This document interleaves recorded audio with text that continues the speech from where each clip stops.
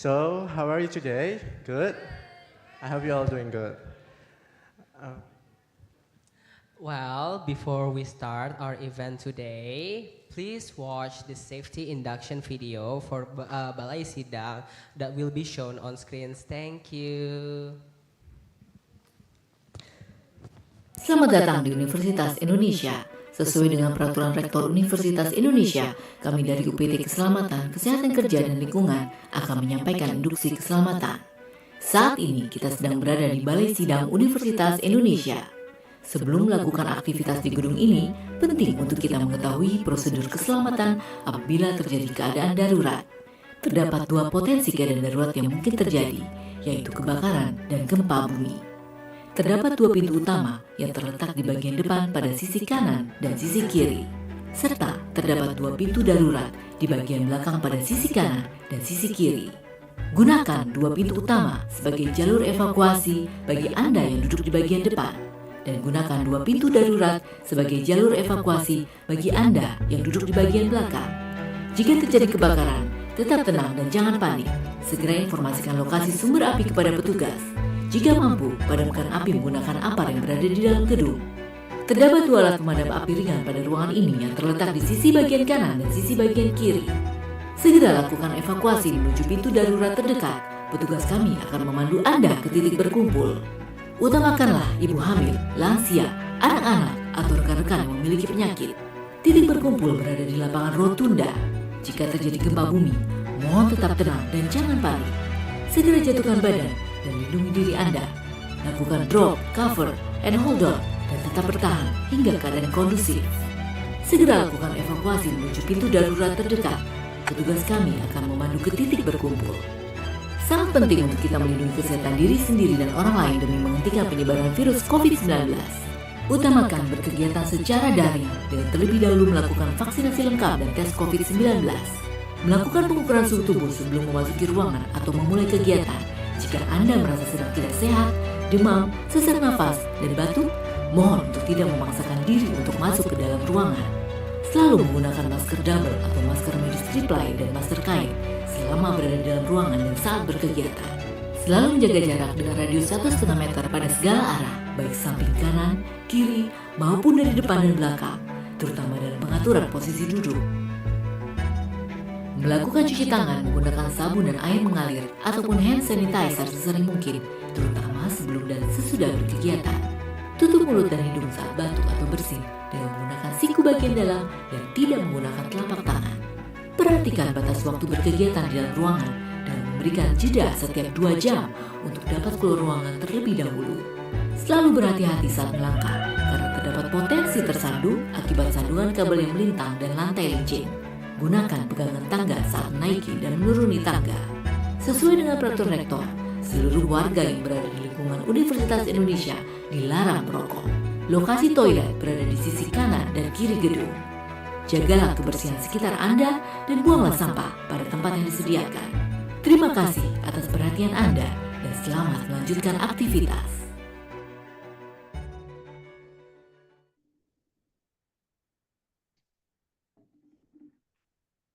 Again, everyone. Anyway, do you guys know what kind of event do we have today? Yeah, do any of you guys know what events are we having right now? Orientation Day. Day. Yeah, give it a big round of applause, please. So this event is to mark your first step at Universitas Indonesia, and we hope you're ready to embark your journey here. Yes, so hi again to the people here at Balai Sidang Universitas Indonesia, and also hi to the people, students attending it online on Zoom. Selamat pagi dan selamat datang di Universitas Indonesia. Good morning and welcome to Universitas Indonesia. And before we start this such amazing event, I feel like it's better for us to introduce ourselves. Yep. Well, I believe that you already know these persons besides me. You might have heard him a lot in many occasions on our event in the main WhatsApp group. Well, does any of you know his name? Yes, my name, anyone knows? Perhaps the buddies? Yeah, his name is Kiram. He's our vice president in the UI Buddy Club. Yes, and the person standing besides me right now, none other than my amazing partner, Rakan, who is also one of the buddies here. Say hello to Rakan. Okay, so before we start our event today, let us hear the welcome remark from the head of International Office of Universitas Indonesia, the Honorable Dr. Baiduri Widanarko. Please give her a big applause.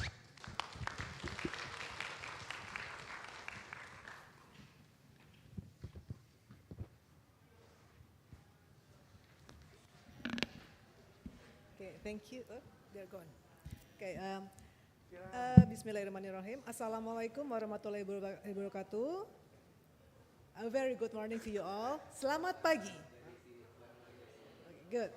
Okay, first of all, I would like to welcome all new international students who come here. With us, in total, there are about 200 international students who attending in this room and also attending online.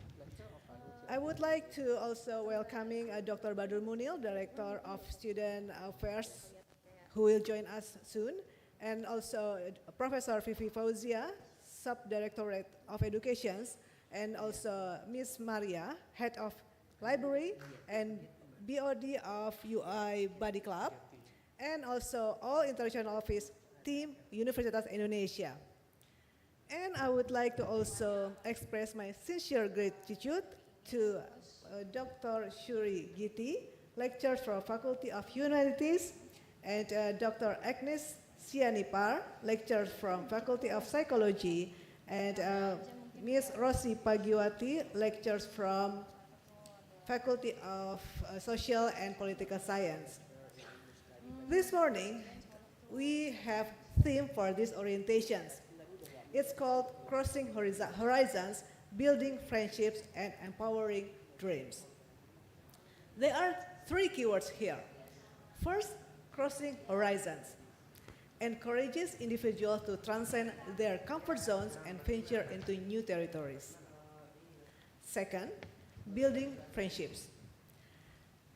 Exemplifies the heart of human interactions. Friendships are the bridges that unite people across background and borders. The third keyword is empowering dreams, underscores the potential of supportive relationship.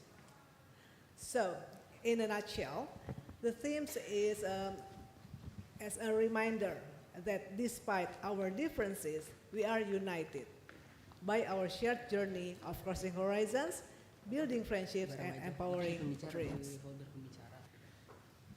I would also like to remind you that the main purpose you came here is to study as part of your intellectual journey. Please attend the class, but don't forget to play. Please also attend activities outside class. You may join our activities like sports and also cultures and so on.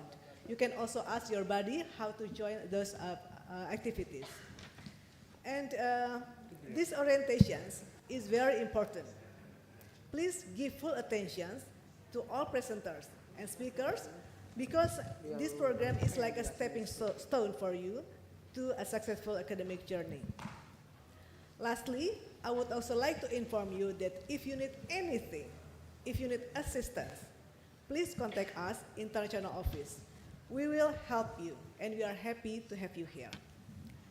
Again, on behalf of Universitas Indonesia, I extend my best wishes to you all. May your time here be marked and meaningful experiences, profound discoveries, and cherished memories. Congratulations and best of luck of your extraordinary journey ahead. Thank you. Selamat pagi. Thank you so much, Ms. Uri, for the wonderful and warm welcome to all of the international students here. Rakan, do you know what is next on our agenda? For the next agenda, we will have a group photo with the international students, the staffs of International Office, and the buddies of UI Buddy Club. Okay, so to everyone here, please stand up. because we will be taking pictures. And yes, stand up please and go get closer in the middle sections, and also the buddies can also join to the middle sections, to the brown seats. And also for the people attending it on Zoom, you can open your camera. Our operator team will take pictures on the Zoom. Okay, and also to Farhan, I invite Farhan to coordinate the documentations. Yes. Oh, okay, and to the buddies, you can split into two groups, the one at the right side and the one at the left side. All right. Yes, get closer, please. Yeah, some of the buddies here, can you go to the left side, to the right side, your right side. Go there, split into two groups, yes. I think it's already perfect. Can we start the photo Is session? it all right? Okay now, Farhan?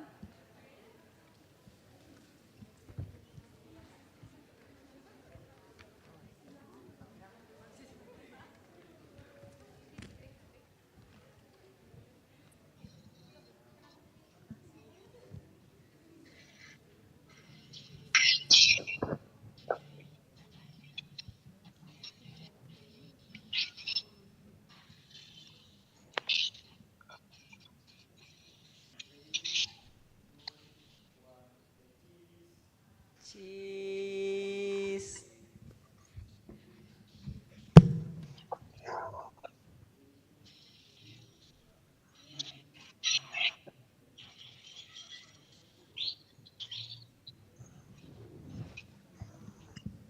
Okay, one more. Please hold your pose.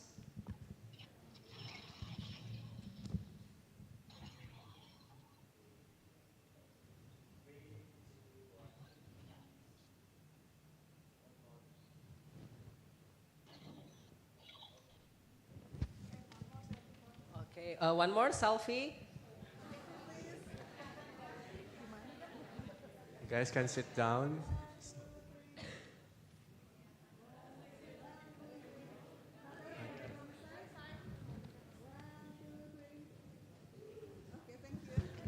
Okay. Thank you so much, everyone, and thank you to Farhan and Akmal too for taking the documentations. Now, everyone, please go back to your seats. To the buddies and to the international students, please go back to your seats.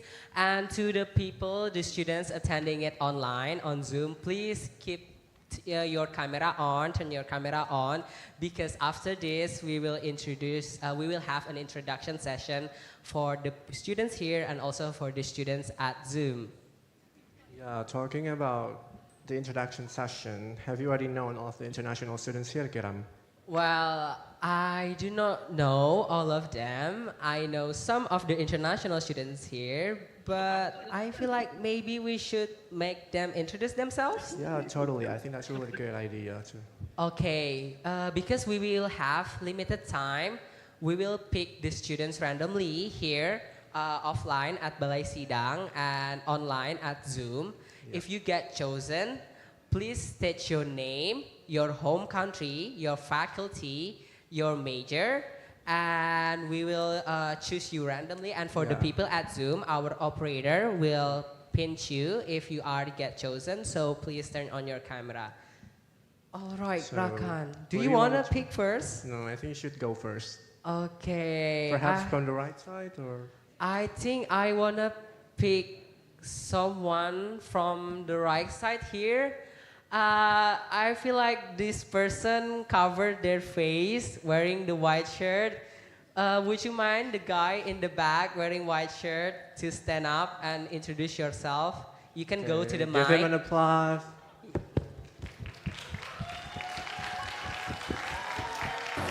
I thought it was supposed to be random. Yes, Hi, it is Kiran. random. How are you? Good morning.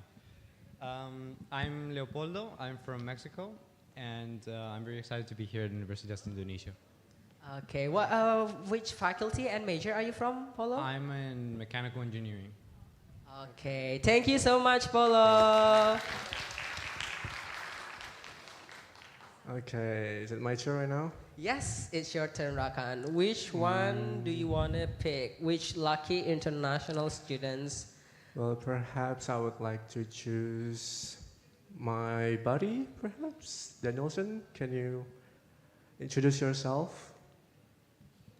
All right, give it up for our international students. Okay, good morning to everyone. My name is Denilson Tilman da Silva Barreto from Timor-Leste.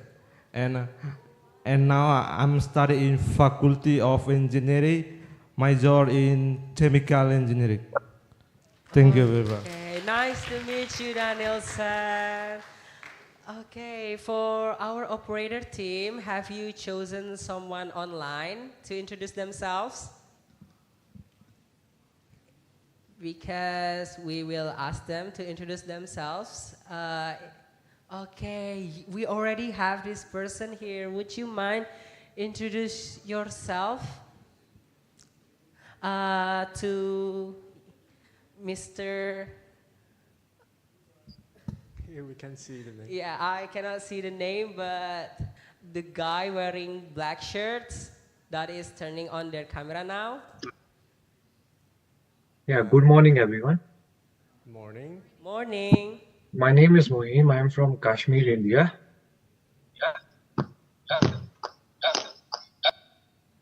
Yes, Hello. hello. Yeah. And my major is environmental engineering. Okay, yeah, thank you so much. Nice to meet you. Okay, I think we have one more person for the Zoom. The students attending it at Zoom. Our operator maybe can pick another one.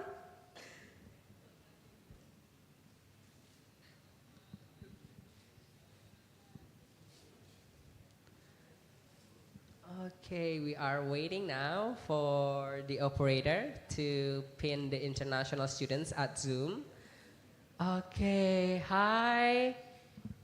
Hi, the guy wearing red jacket. I Would think I you know mind? him. Are you Damasio? Yeah. Hello everyone. Good morning. Good morning. My name is Damasio Santana Guterres. I'm come from East Timor. And which major and faculty are you from, Damasio? Faculty is engineering, industrial major industry. Sorry, Okay. my major is industrial engineering. Okay, thank you so much. Nice to meet you, Damasio. Damasio. All right, I think that is all for the time we have to get to know each other. But don't worry, you guys can get to know more after this session ended. All right. Rakan, I heard that our next sessions will be about Indonesia. Is that true? How can you know that? I mean, anyways, that's true. We will hear an introduction to Indonesia, specifically from the geographical and demographic point of view, also from Indonesia's walk of life. Interesting, right? This topic will be presented by Ms. Shuri Mariasi Higietti, a lecturer from the Faculty of Humanities, focusing on the English studies of Universitas Indonesia. So, without any further ado, Ms. Shuri, the floor is yours. Okay, give it up for Miss Gietti. Okay, I have 15 minutes. I have my timer on, and hopefully my PowerPoint is ready. Okay. Hi, everyone. How are you this morning? Good. I see some sleepy faces, which is normal. Maybe for some of you, this is still early morning or late at night due to time difference. Let me introduce myself. My name is, you can call me Gietti. Can you hear my voice clearly? I always don't like this kind of microphone. Okay. So I'm a lecturer in the English Studies program, Faculty of Humanities, Universitas Indonesia. And I think I've been giving this session for several times. I'll be introducing you to our beautiful country, Indonesia. 15 minutes, I can't do a lot, but I promise you I'll give you glimpses of what Indonesia looks like, okay? Can I have a next slide, please? So I have a question for you. What comes in your mind when you hear the word Indonesia? Before you come here, what comes in your mind when you hear the word Indonesia? You can just shout it out. I hope I can hear you. Okay. Why am I not surprised, right? Whenever I teach Indonesian culture to international students and I ask this question, I always hear the answer, Bali. Yeah. When I was studying in Hong Kong, one of my friends asked me, where are you from, Indonesia?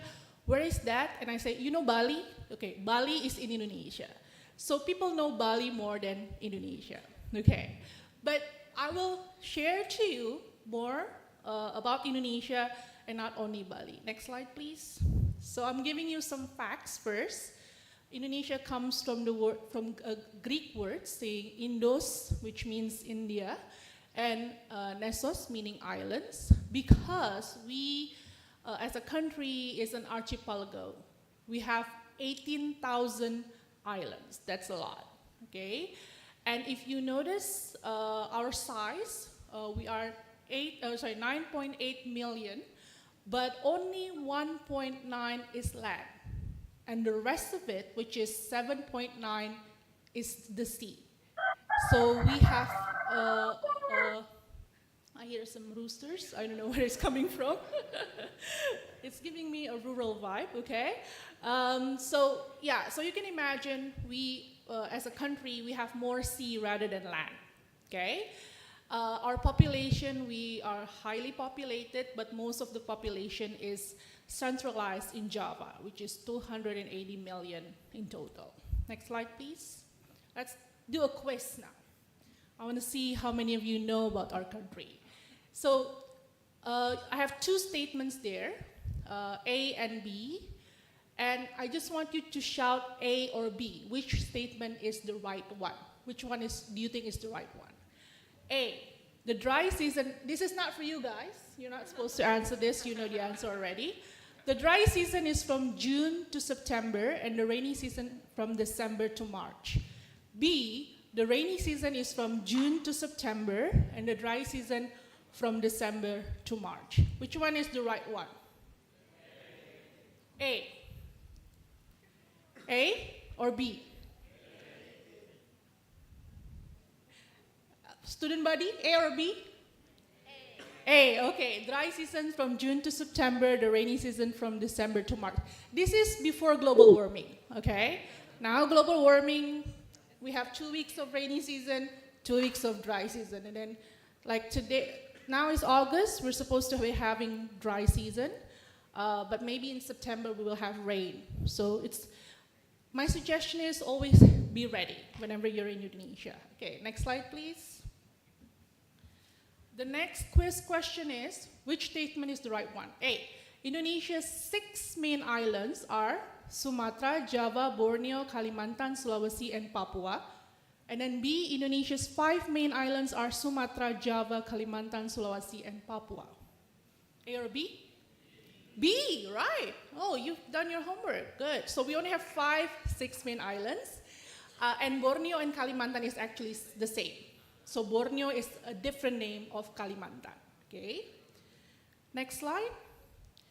There are 1,340 recognized ethnic groups in Indonesia, and B, there are 134 recognized ethnic groups in Indonesia. A or B? A, right.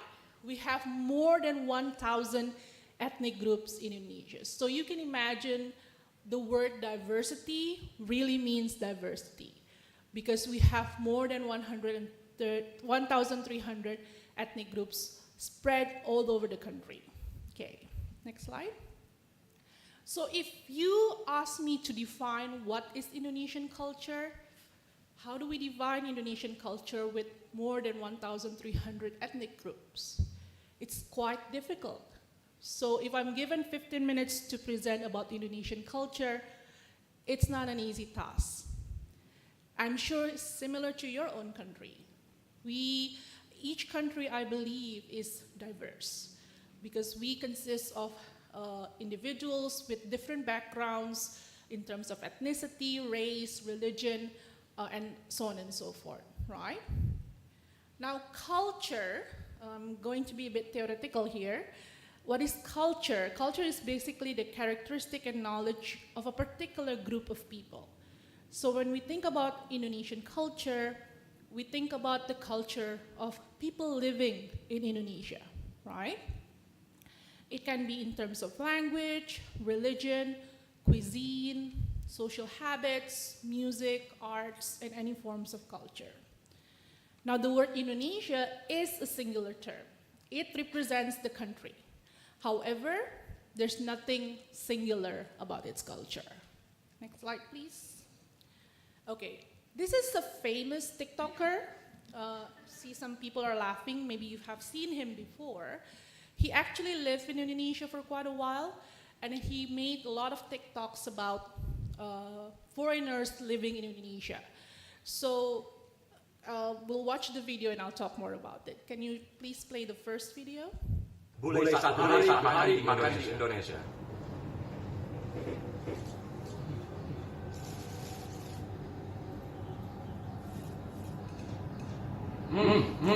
That is amazing. So boleh satu bulan makan di Indonesia. Excuse me, spoon, fork, knife? No? Boleh satu tahun makan di Indonesia. Makan. Enak. Okay, second video, please. Ketika ajak temanmu ke Indonesia. Hey, I brought you dinner. Oh, nice. Thanks. What's it called? It's called Chicken Smackdown. Chicken Smackdown? Chicken Smackdown. It's not spicy, is it? No, it's not spicy. Then why does it say level 10 on the box? That's just level 10. It's like a rating. And his name is John C. Dude, what is this? Chicken Smackdown! I hate you.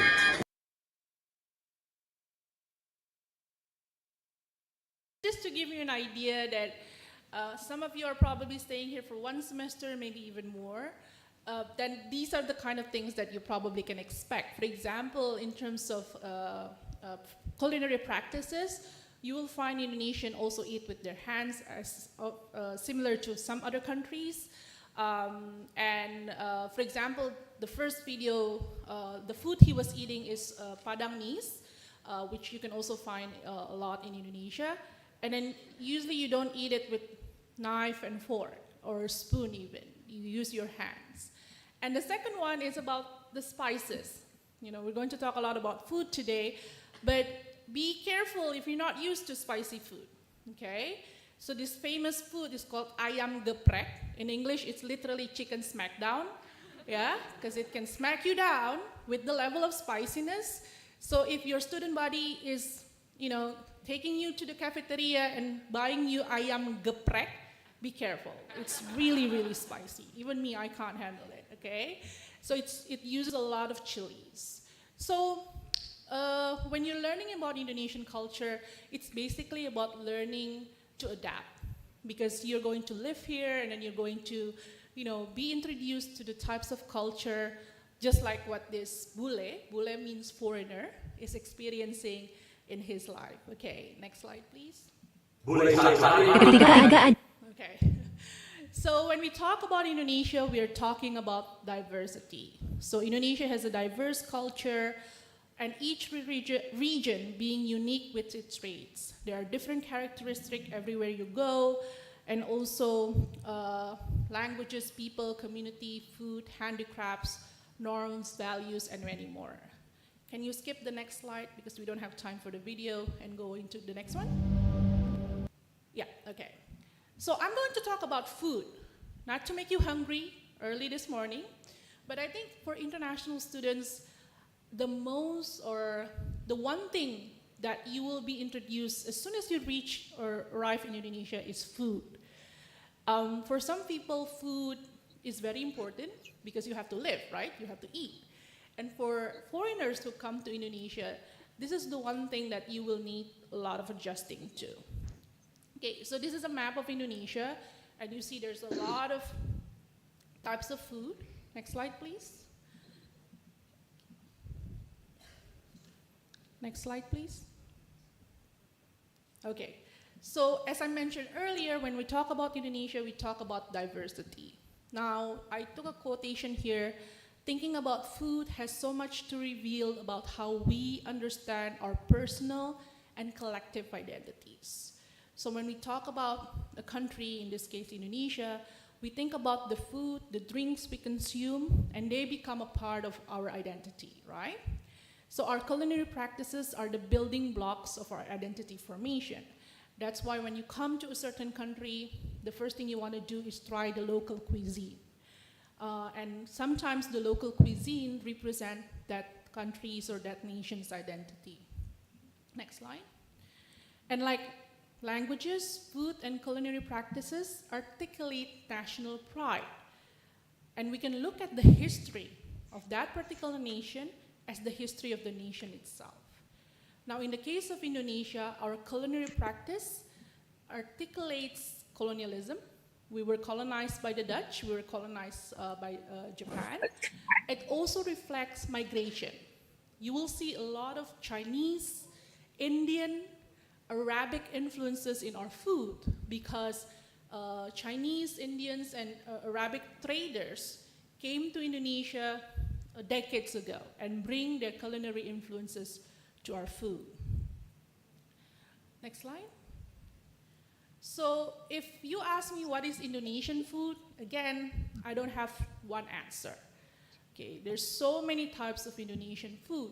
And if you ask me what is an authentic Indonesian food, I don't have the answer because I believe there's no such thing as authentic anymore. Because our history is embedded within colonialism, migration, so there has been many influences. Yeah, so for you guys, for example, don't be surprised to find food that probably tastes more or less similar to your own food. We have a lot of curry flavors in Indonesia, which is highly influenced by the Malay, Arabic, and Indian influences. Next slide. So we have a lot of Indian influence in our food because as early as the 4th century, with Hinduism, yeah, Indian as well as Arabic traders came to Indonesia. They bring with them their spices.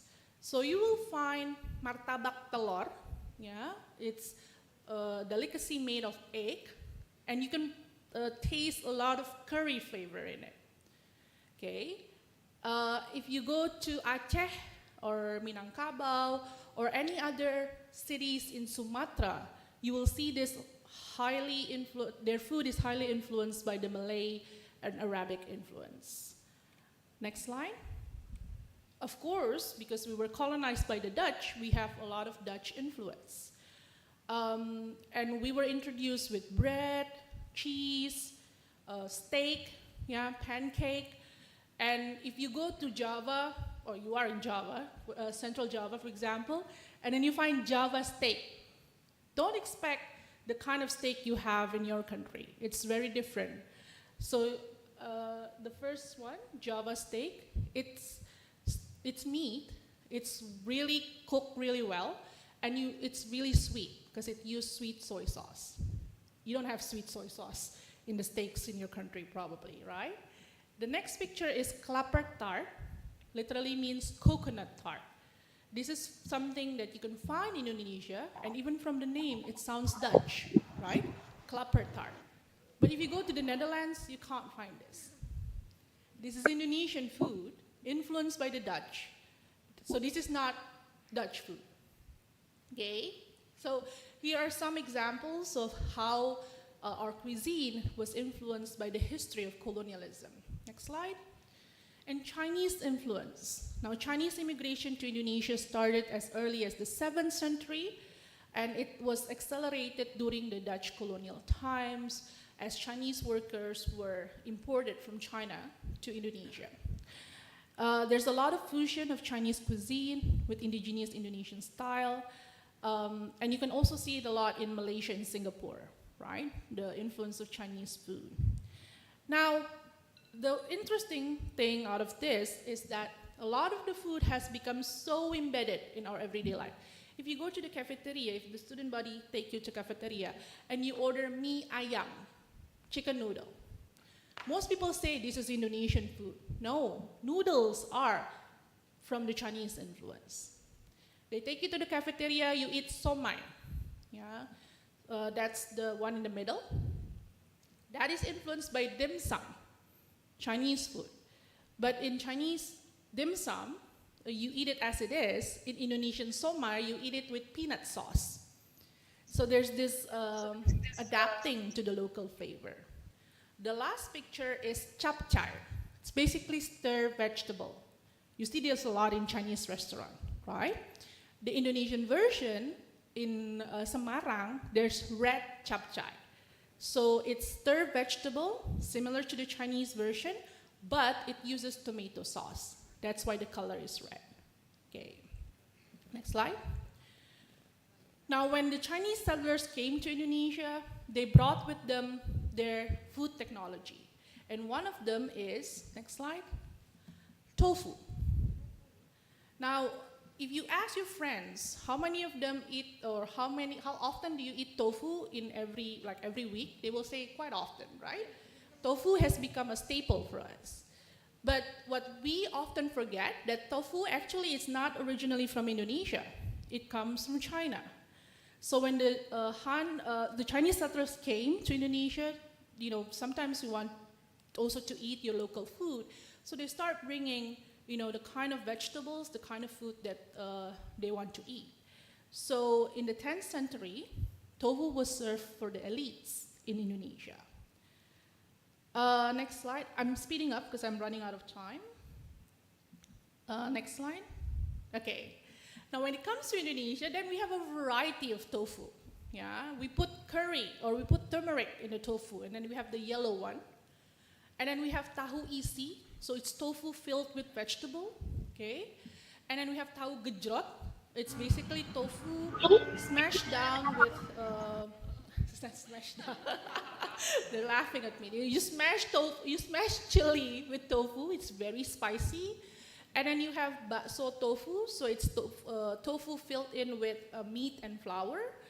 And then we have pepes tofu. It's steamed tofu. Okay. And the last one is, I forgot what this one is. Kupat tahu, thank you. So it's a traditional food also from Java. It's tofu with peanut sauce. See how good they are with food? Yeah. Thank you. Okay. Okay, so what I want to share is actually when you're tasting Indonesian food later on, you're actually tasting the diversity of Indonesian culture. And with this, I hope that you will learn more about Indonesian culture through your experiences that you're going to face in your day-to-day experience. Last slide. So let me end my presentation with a quotation from, next slide please.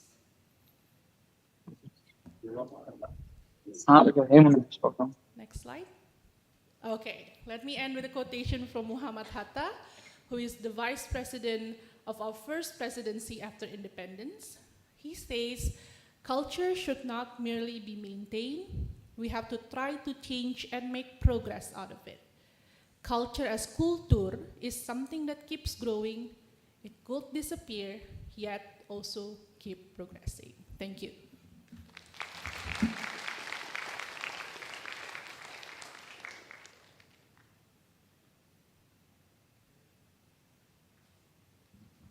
All right, thank you so much to Ms. Gieti for the wonderful presentations. Now we actually will open a Q&A sessions. Yes. So for the students here, if you are curious about Indonesia or maybe the students at Zoom, you can use the raise your hands feature if you want to know more about the presentation. We will give you time for the Q&A session. Okay, maybe the bodies too, if you want to ask some questions about Indonesia, it's also okay, but we will prioritize the international students. If you want to ask something about the presentation, about Indonesia, you can ask Ms. Getty here right now.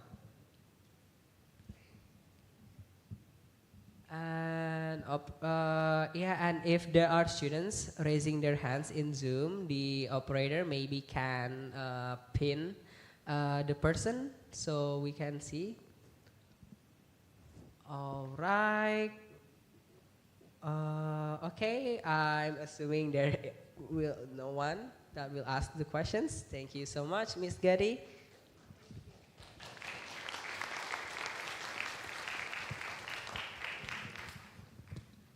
Okay, Kiram, as an Indonesian who grew up and lived in Australia apparently for more than a decade, how do you adapt the culture here? Perhaps you could answer, and your answer could help other people here, especially the international students. Yeah, I did grow up abroad for more than a decade, and when I first moved here, it was really hard.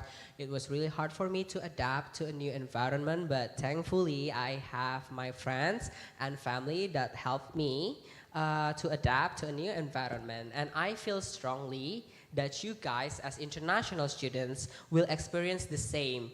So, to make you guys survive the culture shock and adaptation, please give it up to Miss Agnes Yanipar, a lecturer of Faculty of Psychology, to give you guys a presentation on culture shock and adaptation.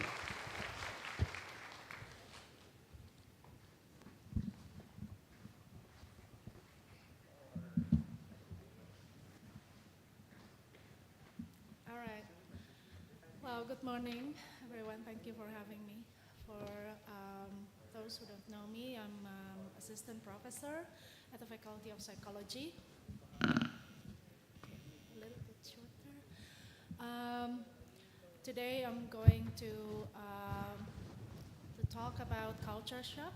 So I'll start by giving you the definition of culture shock, and then I will move on by explaining about the cultural adaptation stages, and then finally I will give you some tips or strategies that might help to overcome culture shock and help you with the adaptation to a new culture. All right. Presentation. Thank you. So the title is Culture Shock, How to Adapt to a New Culture. Next. So what is culture shock? The definition is it's a multifaceted experience resulting from numerous stressors occurring in contact with different culture. So basically culture shock is dominated by negative emotions, negative experiences. Can be confusion there, can be frustration, can be guilt, shame, you name it, sadness perhaps. And this is like a very common part of a cultural adaptation journey for everyone who's trying to adapt to a new culture.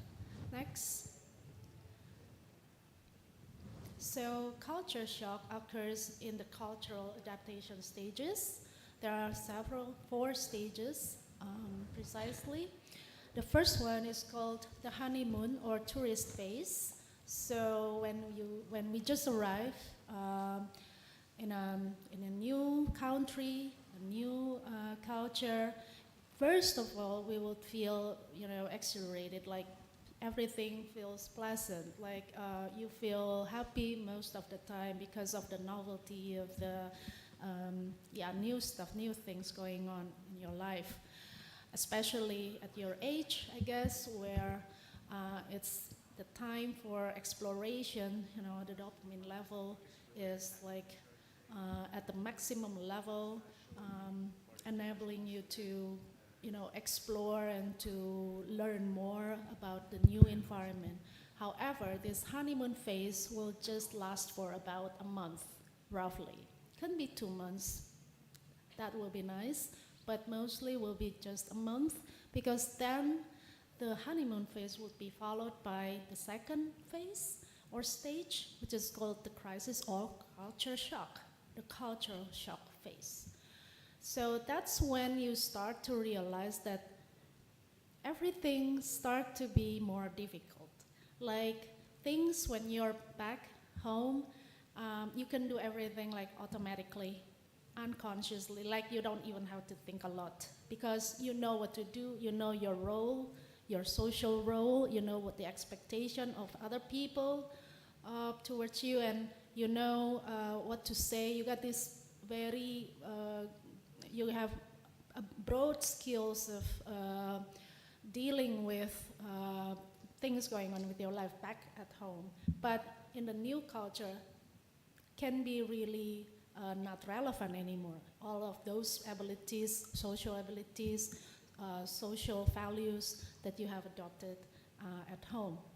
So the culture shock usually, like I said in the beginning, can be when you start to feel like this confusion is intolerable, where you feel everything is wrong, everything you did is wrong, and that people get this perhaps wrong image or understanding about you. So this can be a very frustrating situation. And then usually when you have already tried some strategies to do reassessment of the situations, which I will also explain later. Then you can go through this culture shock phase to the third stage of this cultural adaptation, which is called adjustment stage, and then the fourth one will be the adaptation stage. So let me walk you through the third phase, where you have to adjust. And in order to do that, you have to do a reassessment of values, motivations, and abilities. Next.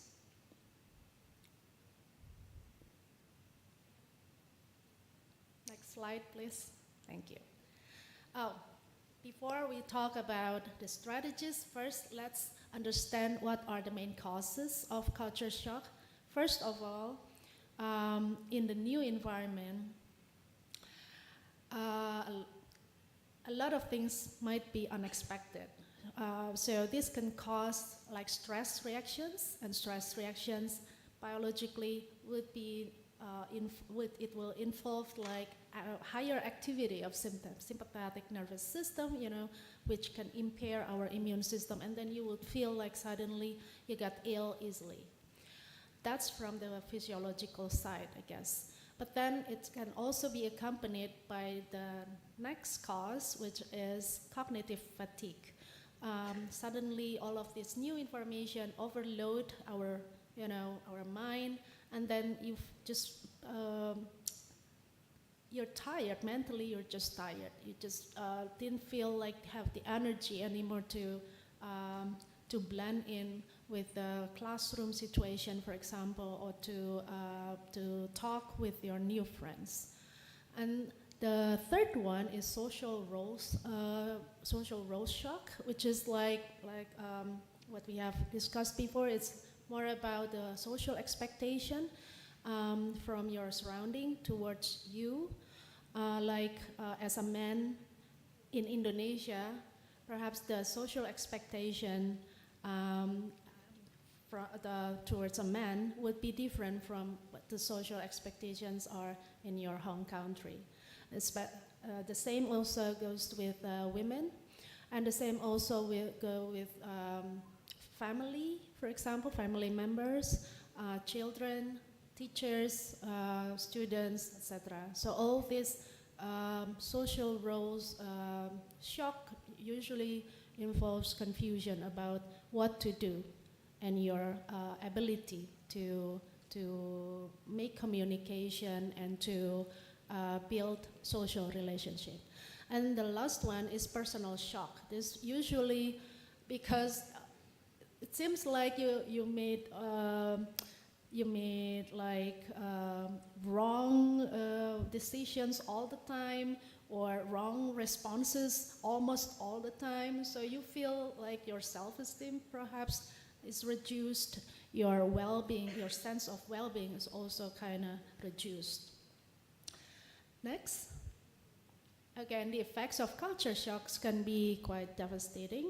The first psychological effect is it can be loneliness, self-doubt.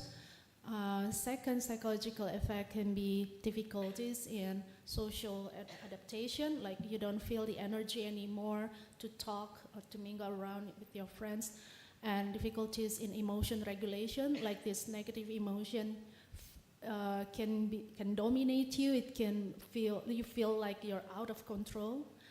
And the physiological effect can be sleep problems and fatigue. And social adaptation effect can be difficulties in social adaptation, especially in classroom, and problems to maintain. Problems to maintain your relationships. Next. Okay.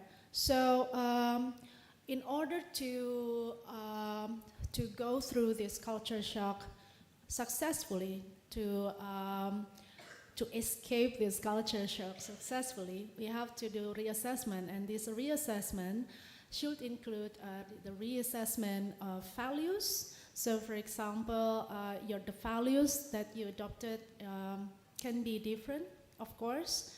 Perhaps some cultures have similar values or overlap values with Indonesian values, but others perhaps have none overlapped. That can be really hard to adjust. But if we reassess our values, this will help you to understand the new cultural context. And motivations as well. So what motivates people to behave can be different from the motivation people in your home country have. For example, in Indonesia, they highly valued family life, or the group connection, group coherence, like because we are more collectivistic society or more collectivistic cultures. We are also very hierarchical, like seniority is really, really important. And so you, perhaps in your home culture, it is not that important, like the values of seniority is not really in the top list of in the culture. So in order to understand what motivates people, this also means you have to understand the values of the culture. And the third one is reassessment of abilities in order to adjust your behavior in situations where cultural differences might occur. Then you would have also to understand how to do these new abilities, some new abilities that might help you to understand or to mingle with your Indonesian friends. Okay, next. So what to do next? So I would suggest to develop cultural awareness and openness. Why? Because being aware that there is a cultural difference going on in a situation will help you to understand that you have to learn something new, that you have to be aware of a similar situation in the future. So if we can be aware of the cultural difference, it's also easier then for us to identify the problem, right? And then you can also find the solution. So try to approach these differences that you encounter with an open-mindedness, like openness in your mind. So don't try not to judge or to we call it like to feel like it's backward or it's something weird.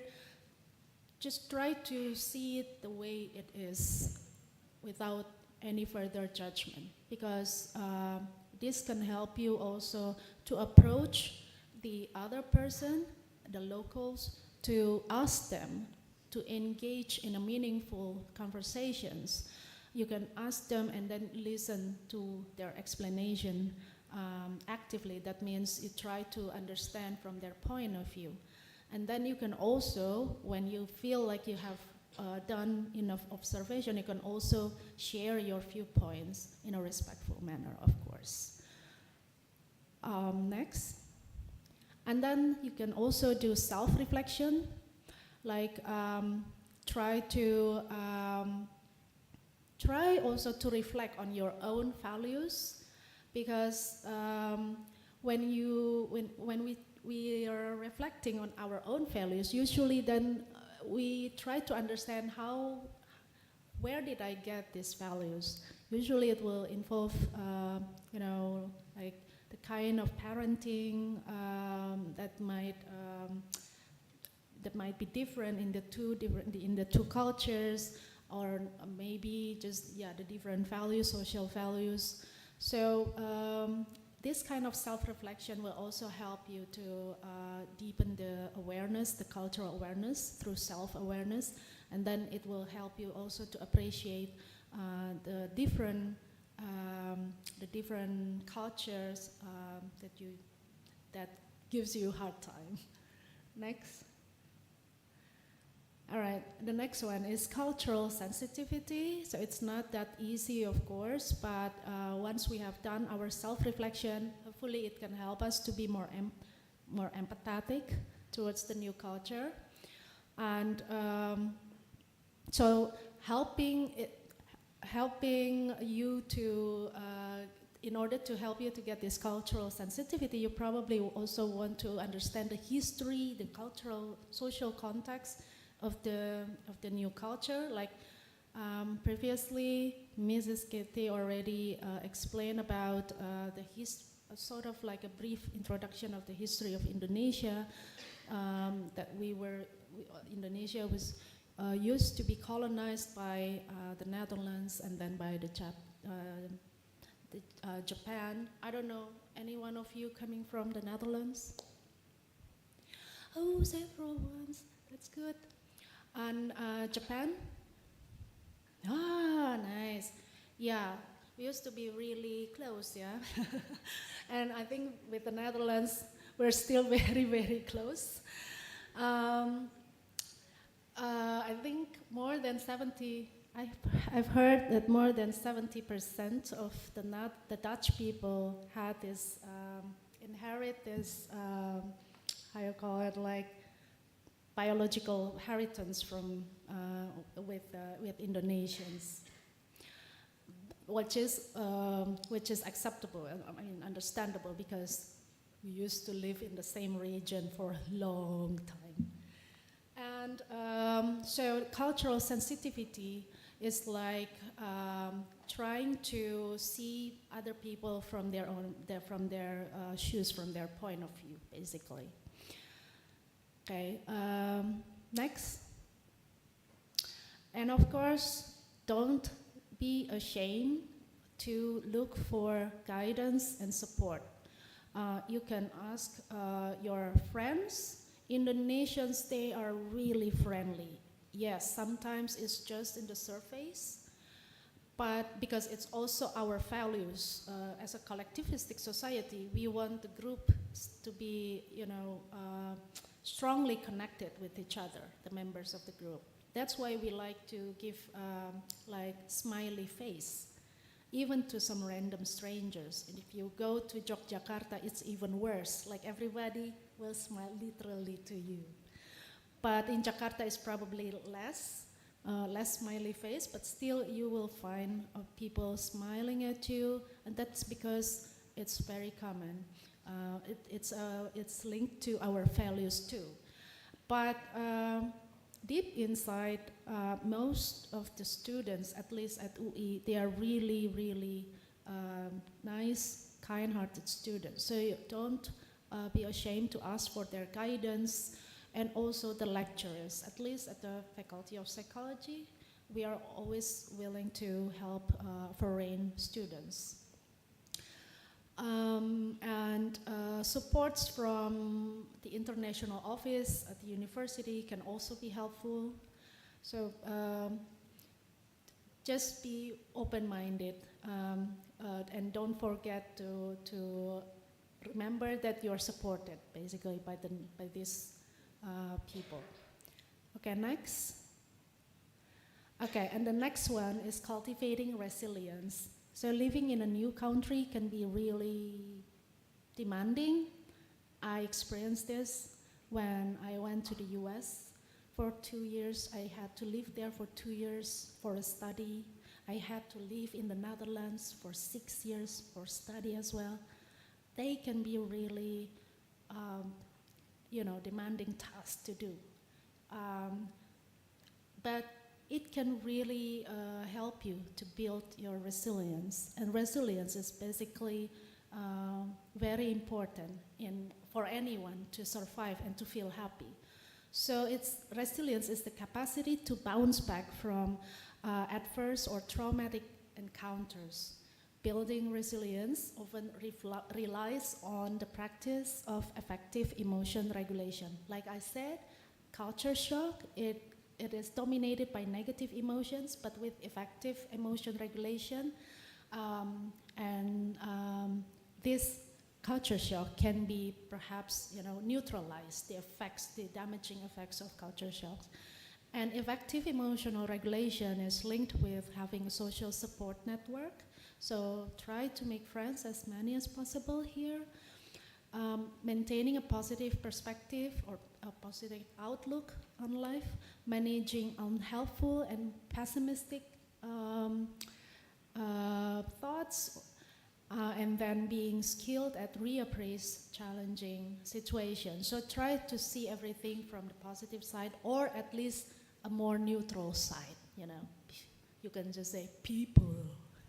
It's weird when you see maybe some Indonesian perhaps did something that is totally unexpected to you, and you can just say people. Doesn't have to be something negative, just something neutral.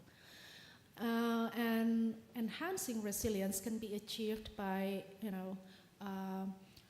willingly cultivating gratitude, engaging in, meditation, breathing exercises, participating in exercise like playing football with some Indonesian students, or just exercise with them.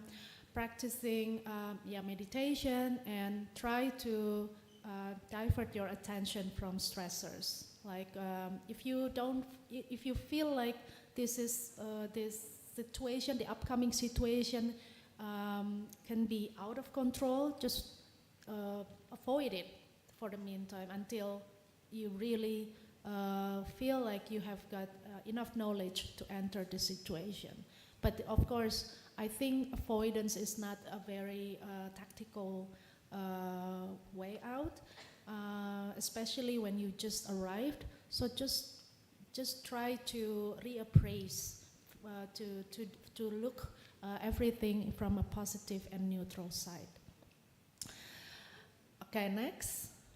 And finally, when you have done all of that, the cultural awareness and openness, sensitivity, self-reflection on your own values and motivations, then you're ready for adaptation. You can adapt to a new culture because you're able to identify situations or areas where adaptation might be necessary. And you can, easily modify your behavior and your communication style, which will be explained later after this talk. And you can also lower or increase your expectations to align with the new cultural situation. And you're also more flexible in thinking. That makes you bicultural, not really, doesn't really change you, your self-concept as Pakistani or as a Japanese or as American. You're still American, you're still Japanese, but you also Indonesian. Some parts of you already got this Indonesian rub, makes you, bicultural at some points. And I know that adapting to a new culture can be really, like I said, be really frustrating. And it's a personal journey, basically. Everyone's experience is unique. Everyone is also unique individuals. So don't try to compare your journey with other too much, not too much. Of course, you can learn from shares,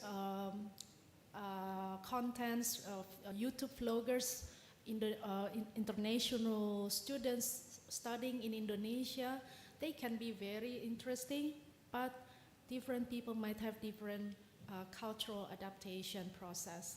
So and because it's unique, don't feel uncomfortable when you got these challenges, these cultural challenges.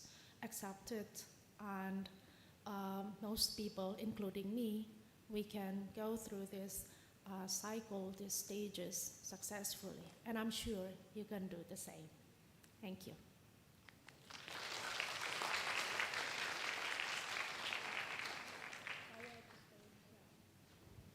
Thank you very much, Ms. Agnes, for the tips and tricks of adapting to culture shock.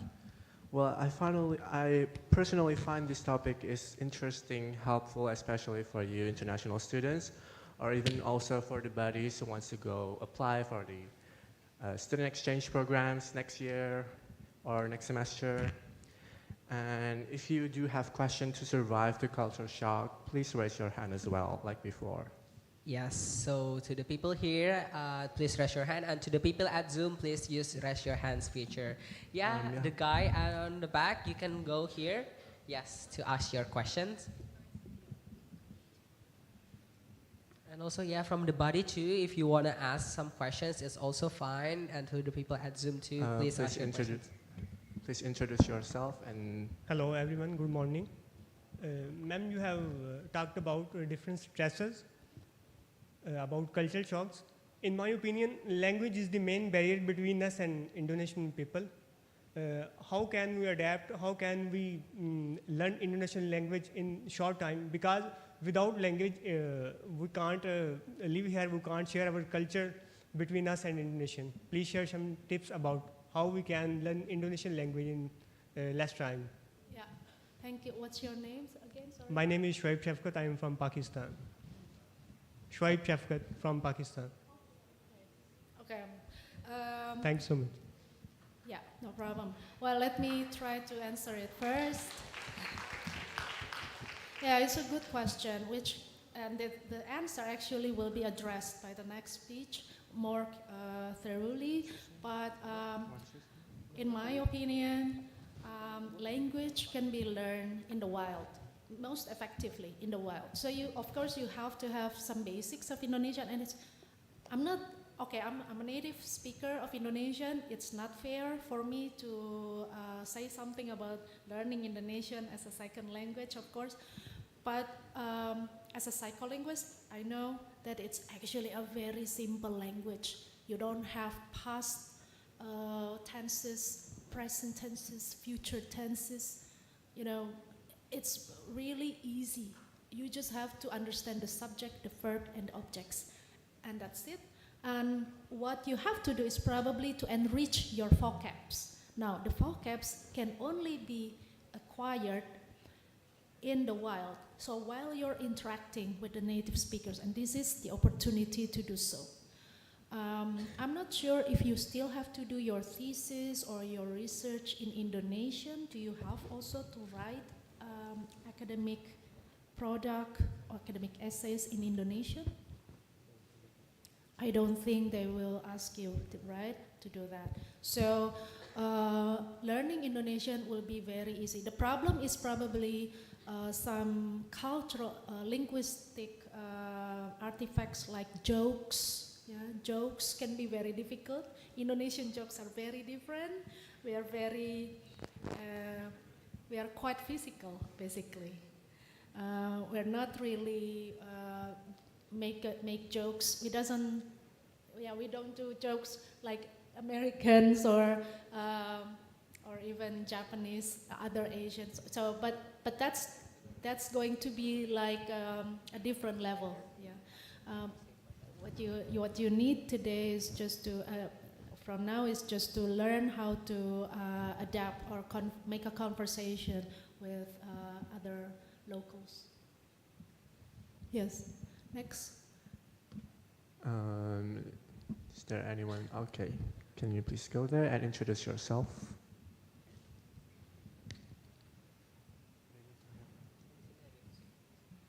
Hello, hello everyone. My name is Narendra Kumar. I'm from Pakistan. So since I arrived in Indonesia, though everything is fine here, and especially the people of Indonesia are very humble, thing that I am struggling most here is basically food. So can you please give me some tips that how can I deal with that challenge so that I can be habitual on eating Indonesian food and be comfortable with that? Thank you. Thank you. Yes, food can be very important, of course.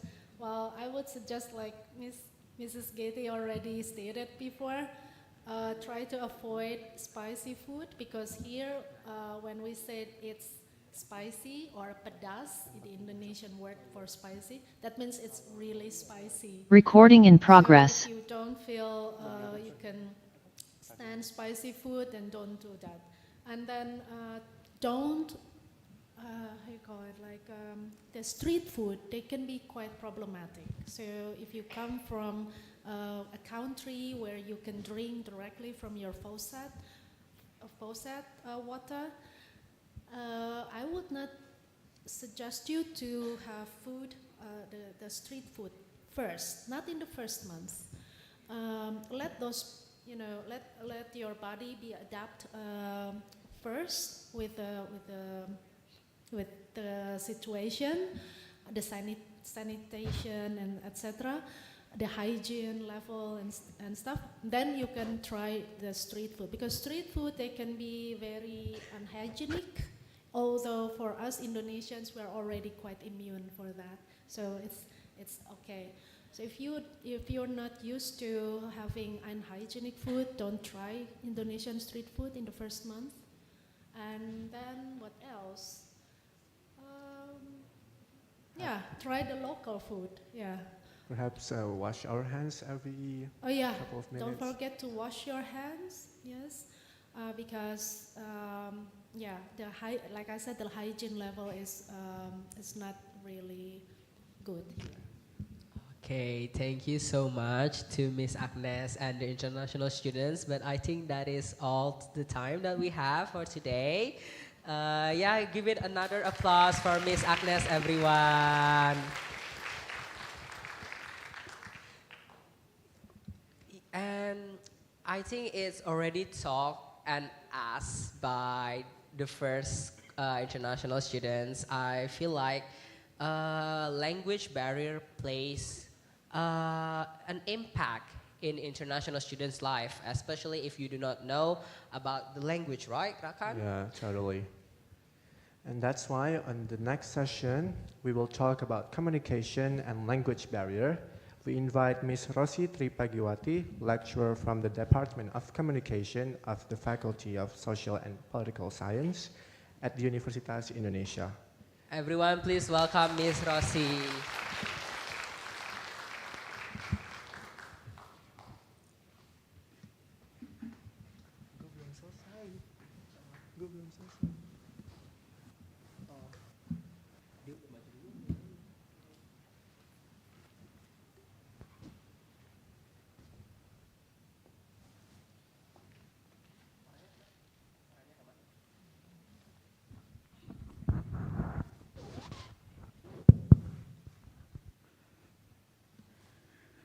All right.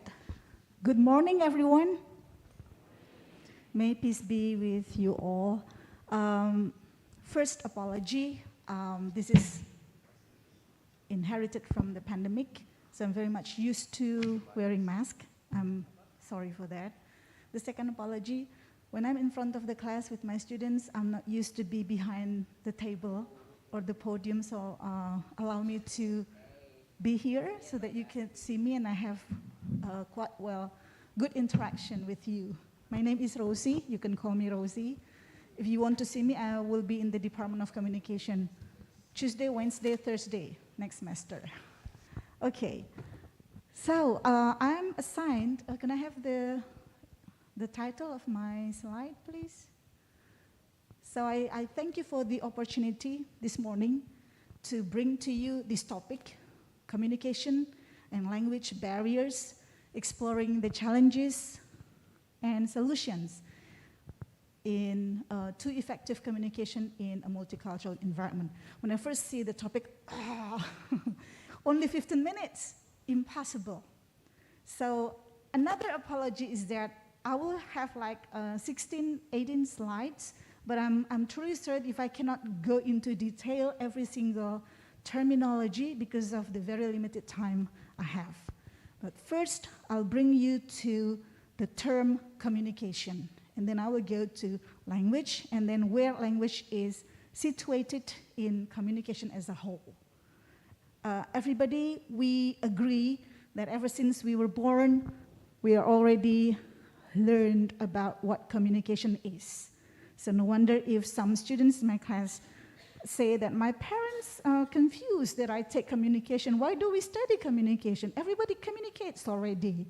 But then when we scrutinize what it is, and we find out there are so amazing things about this thing. Okay, let me bring you to the second slide. Next, please. Yes. It's very hard for me, which is impossible for me to ask my student one homework that they never complete. They're never able to give me the task, the answer. Give me one day where you don't communicate at all. Everybody fails. No one is successful. We cannot not communicate. I'll give you an example. The lady with the glasses with the white shirt, don't respond. Don't answer me.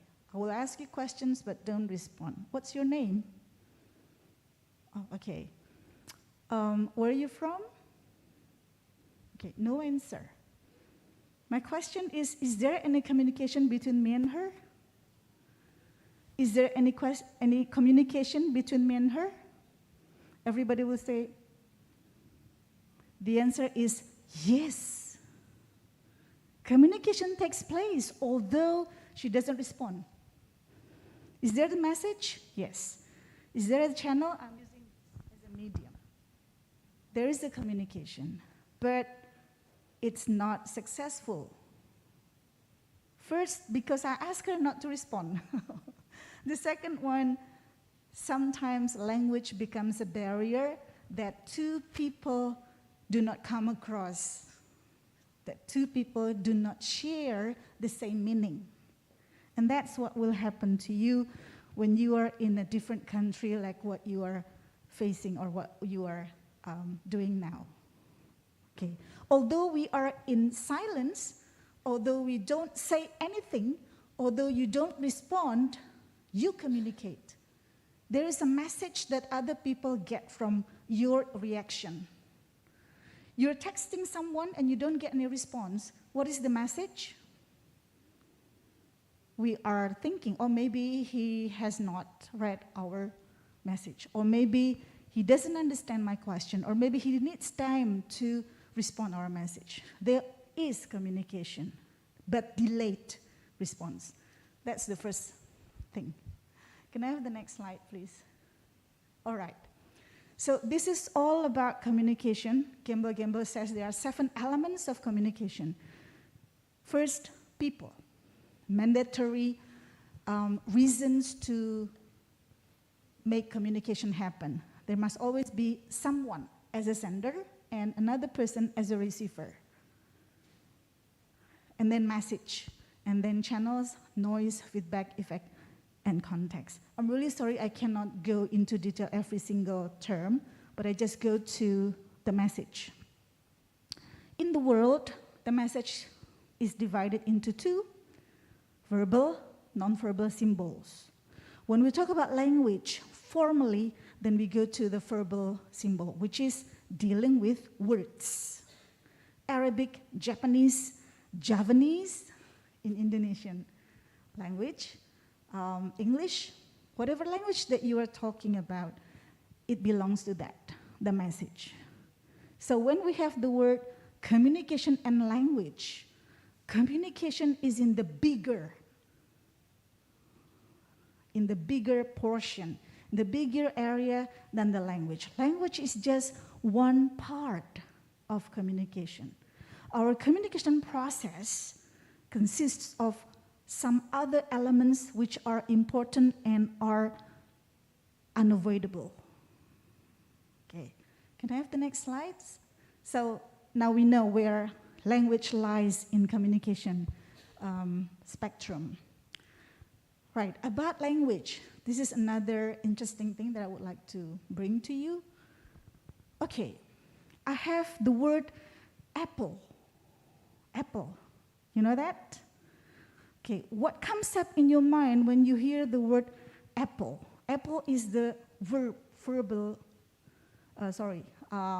symbol. Apple. What's in your head? Fruit. Okay, thank you. What the color of the fruit? Green. Thank you. What is in your head? Apple. The mobile phone. Look, one has got fruit, another one has got mobile phone. And what do you have? Apple. Fruit. What's the color? Yellowish. Okay. We've got there green in the head, here mobile phone, and that one is yellowish apple. What about you at the back with the green? Fruit. What's the color? Red. Although you think about fruit, but what you have in your head is not the same. You have the yellowish one, you have the green one, and you have the red one. What does it mean? What does it mean to us? Meaning does not come from the symbol. The word apple, the symbol there, just representation of the reality. The reality is there, apple, apple, apple, apple, apple. Maybe one apple, maybe apple hanging on the tree, maybe apple, some apples in the basket. But what we have in our mind is another thing, and then we have the word apple. So it is very much beautifully depicted by Ogden and Richards, 1923. The relationship between words or language, the reality, and our mind. In communication, we are always dealing with this thing. Number one, we have to remember that the language we use is not really the reality. It's just symbol, it's just representation. And we may have another meaning here. So meanings are not in the object, but meanings are in our head. Next slide, please. This is what I was talking about just now. Meanings are not in the words, not in the apple. Apple doesn't have any meaning. A baby born just now doesn't know the meaning of apple. He has to, or she has to learn to be able to attach a particular meaning to that word. Meanings are in our head. Next slide. And with that, in our communication, what matters is meaning. Exchanging meaning. How we convey what we have in our head to other people so that they have the same idea of what we want. So communication is not just transferring message from A to B, from one person to another person, but it's about exchanging meaning.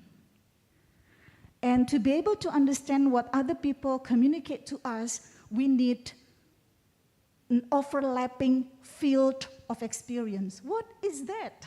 Okay. In our head, every one of us, we have our field of experience, which is unique, which is different. It consists of our cultural background, our values, our knowledge that we already gained before, field of experience, including language. And then another thing is that in communication, if there is nothing shared in common, communication fails. There must be something that people both understand, both sides, senders and receivers. Next slide, please. So this is about the field of experience that we have in our head. Having said that, we realize that each of you from different backgrounds, from different language background, we have different thing in our head. So don't get frustrated if other people sometimes do not get what you want to say, what you convey. Next, please. Let me share you something else about culture.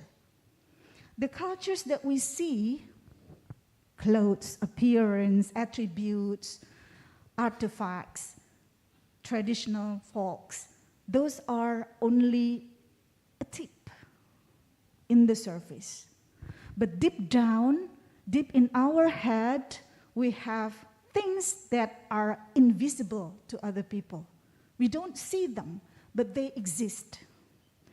And every individual brings those invisible aspects of culture, which we don't realize it.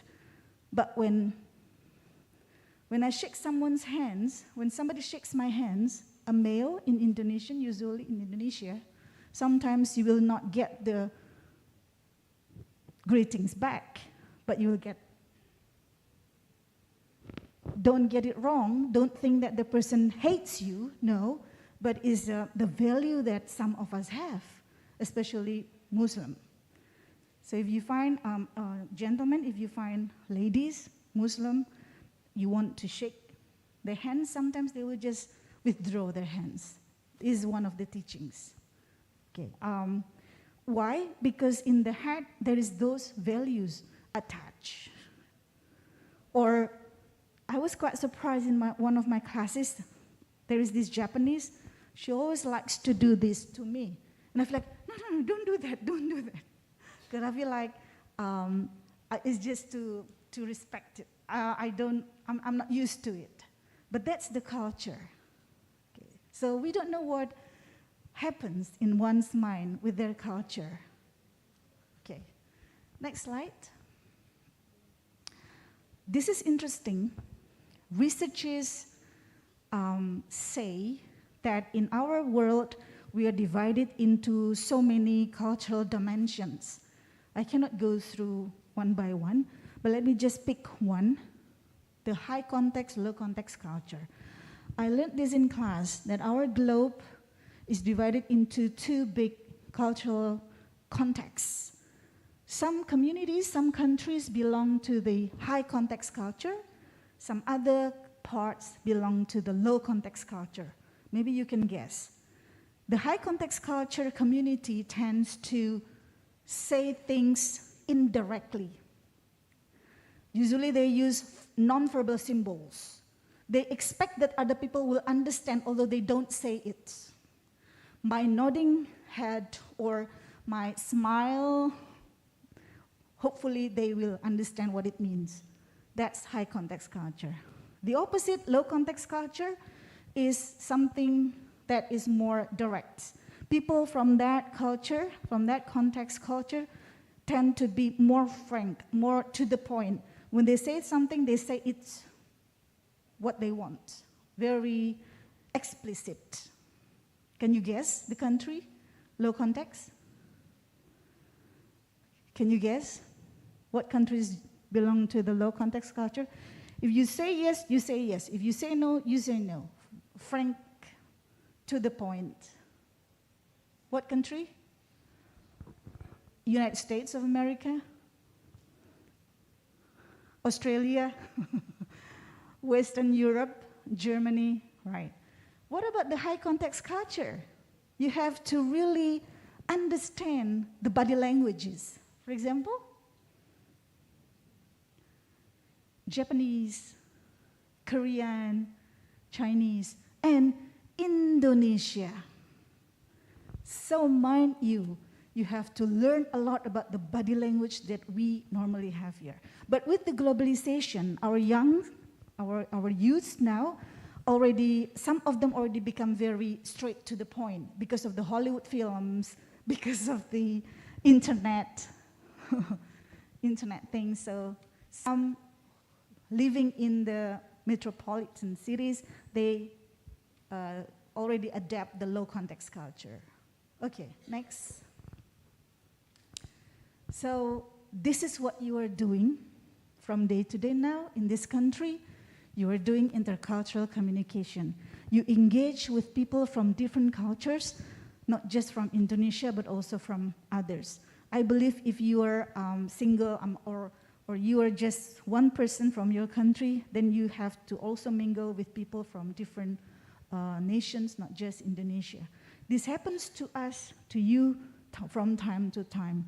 So this communication involves field of experience, encoding, decoding. You have the idea and then you try to encode that into the message so that other people could understand, depending on the language that you use.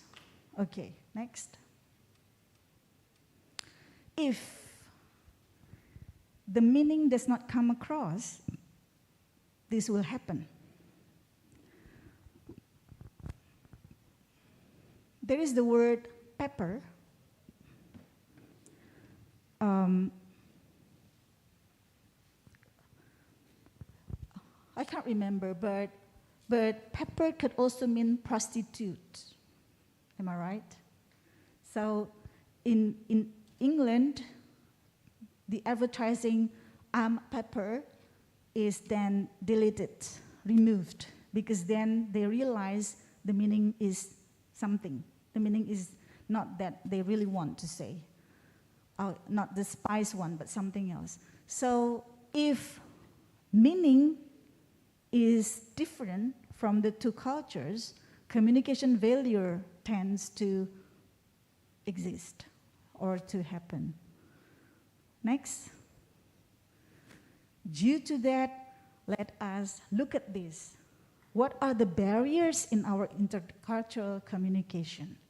First, we have to understand the cultural differences.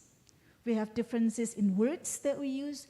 We have differences in the translations. We have to be careful with that. And then also, cultures will influence our style.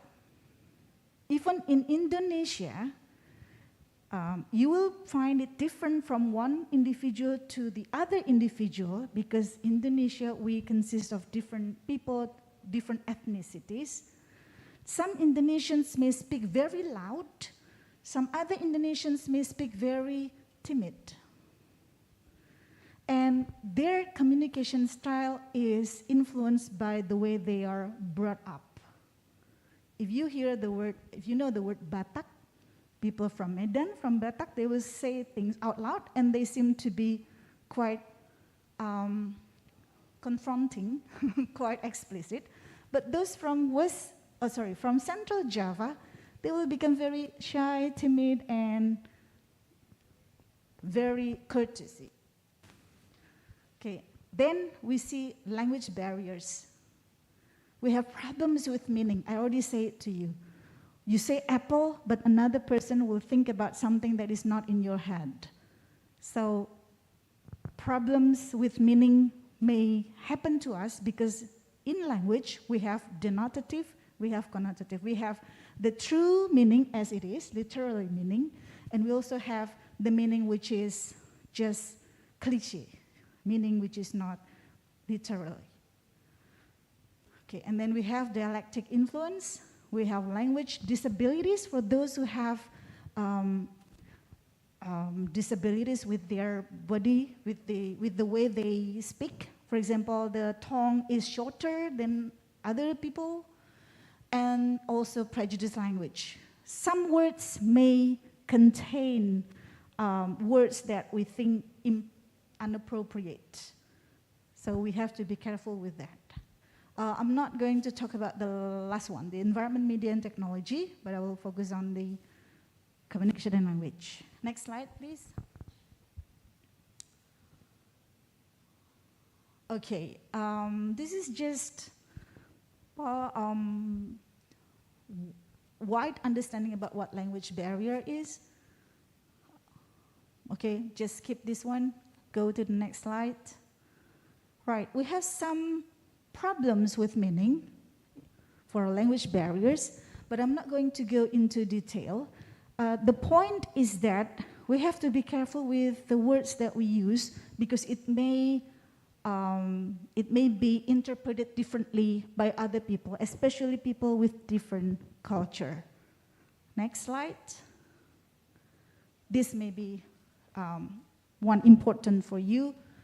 How do we obtain effective intercultural communication? There are some steps offered by Joseph R. DeVito.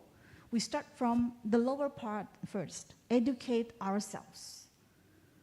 Read as much as possible anything about the culture that you are into. Read about the habits. You have got some figures and facts from JT in the beginning about Indonesian cuisine, about Indonesian culture, lifestyle things. And then next, recognize differences. We already understand that we cannot have the same idea as what we want to say to other people, so we have to accept the fact people may not understand what we say. So repeat that again slowly, say it clearly, make sure that they get what you mean. And then confront your stereotypes. This is not easy, but we can practice it.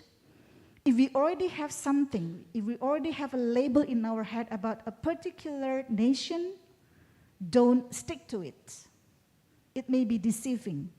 But go into individual person and then see the uniqueness of the person. I believe that in our head we have some schemes about nationwide that a Japanese is like this, British is like that, and the American is like this. Well, in general, we can use it as a guidance, but it will be harmful if we use it when we talk interpersonally to the person. So take it out from our head. Take the stereotype and then go into individual, and then you find the positive and the bad and the good sides of the person individually. Next. Oh, no. I mean, still on that slide. Yes. No. Yes. Reduce your ethnocentrism. This is important for every one of us. Feel that we are equal as the others. And then anticipate culture shock. Mbak Agnes already mentioned to you.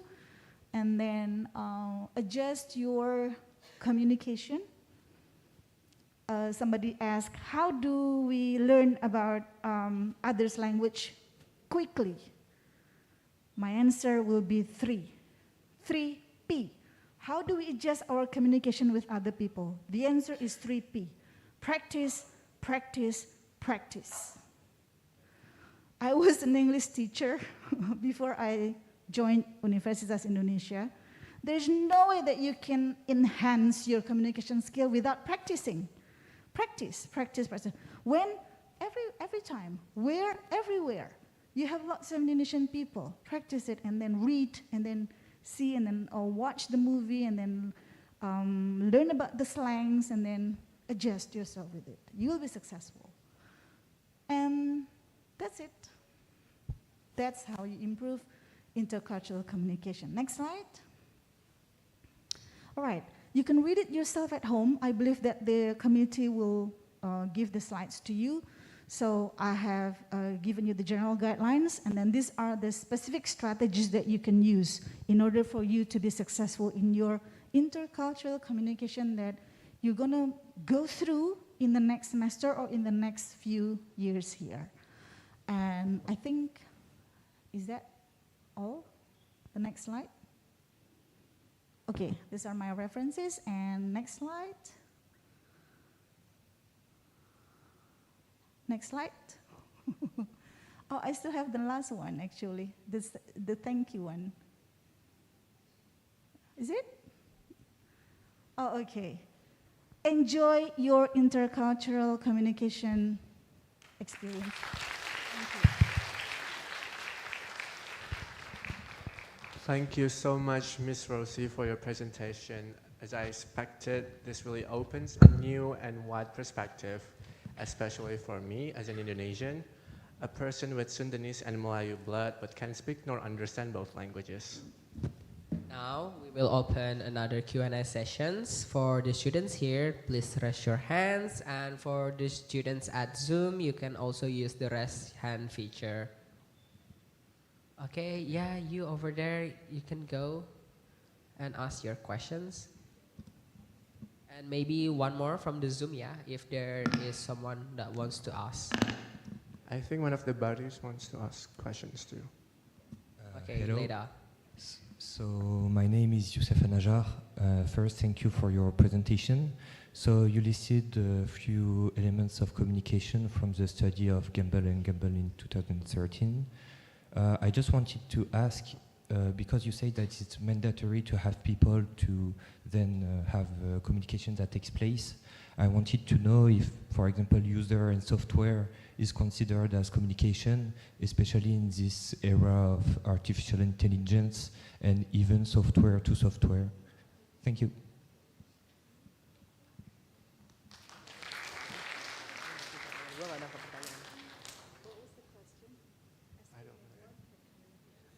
Hi, Yosef. Sorry, can you repeat the questions again? I'm so sorry.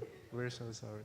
Is it about the artificial intelligence and that causes to the... No problem, I can explain. So, for example, when a user uses a software, it can prompt some commands, and so I wanted to know if it's considered as communication, even if it's not two people or multiple that are involved, but a person and an algorithm, a software.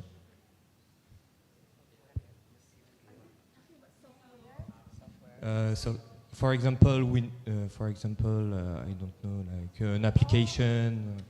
Yeah. Thank you. Thank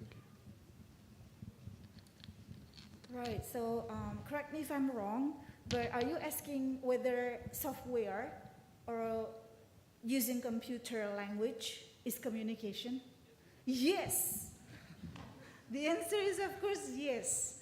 As long as you are dealing with message. What is the message? The message is anything that the programmer makes, and then the programmer sends, or when we are engaging with this technology, we communicate with one or with a group of people or with mass communication. We are dealing with communication. And then media. As long as there is media as the channel used by speaker and receiver or by a group of people, then it is communication. Do I answer your question? Thank you. Thank you so much. Okay, thank you. Maybe is there questions from Zoom? Yes? Okay, the operator can show the screen. Okay, hi. You can ask your questions to the guy at with the blue shirt and red wall background. Okay. My name is Khalilullah and I'm from Pakistan. My question is the same that was asked previously, but I want to explain it, that the language barrier is like we will be taught different subjects in Bahasa, and we actually don't know about anything about Bahasa.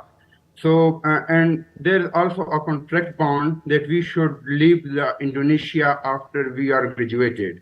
So if we are not allowed to live there, why we are hope so to learn Bahasa and attend classes in Bahasa which we don't know. So learning Bahasa will take time. So what are your stance on this? That all the classes will be in Bahasa and we will be facing that issue, or the class will be in English medium? Thank you.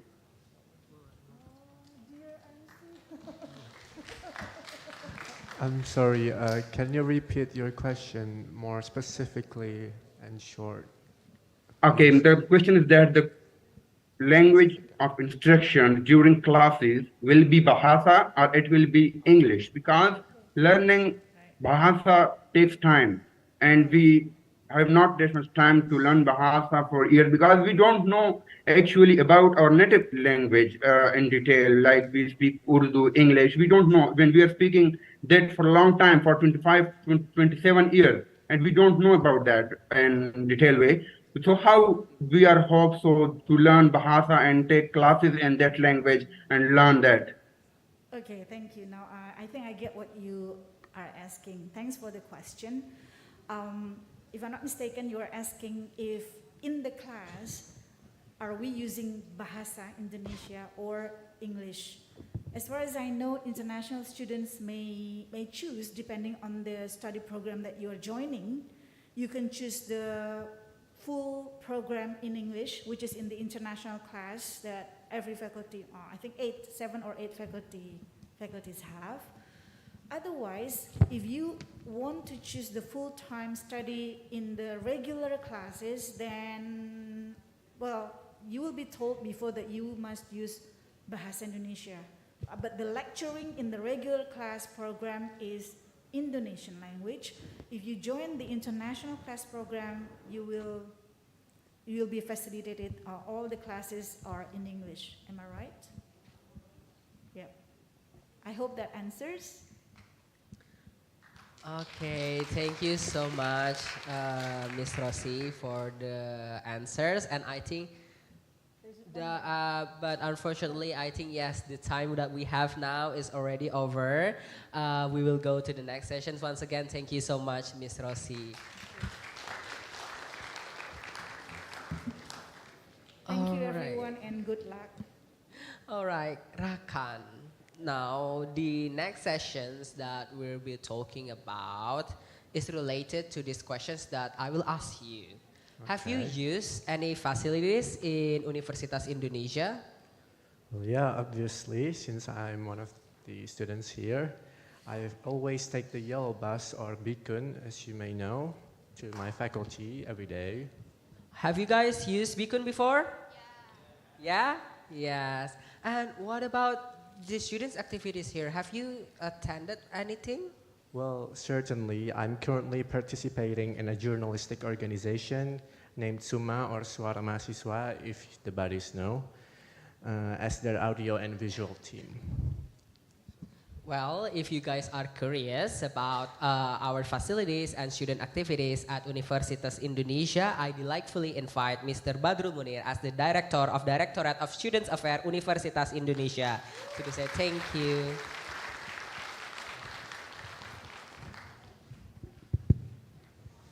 Hello, good morning everyone. Assalamualaikum warahmatullahi wabarakatuh. Annyeonghaseyo. Ahlan wa sahlan. Thank you, who are the MCs, for giving us this opportunity. I would like to start the presentation, but I want it to be compact and you can feel that we have all the facilities to support your journey at our university. And of course, first of all, I would like to welcome you to our university. I would like to ask who are the degree students? Degree students? All here are degree students? No, of course. And exchange students? Okay, so many exchange students. Okay, we expect a lot of more degree students coming in the coming weeks. So I hope this presentation, and oh yeah, we have also people on the Zoom. So I would like to be very brief today. Please start.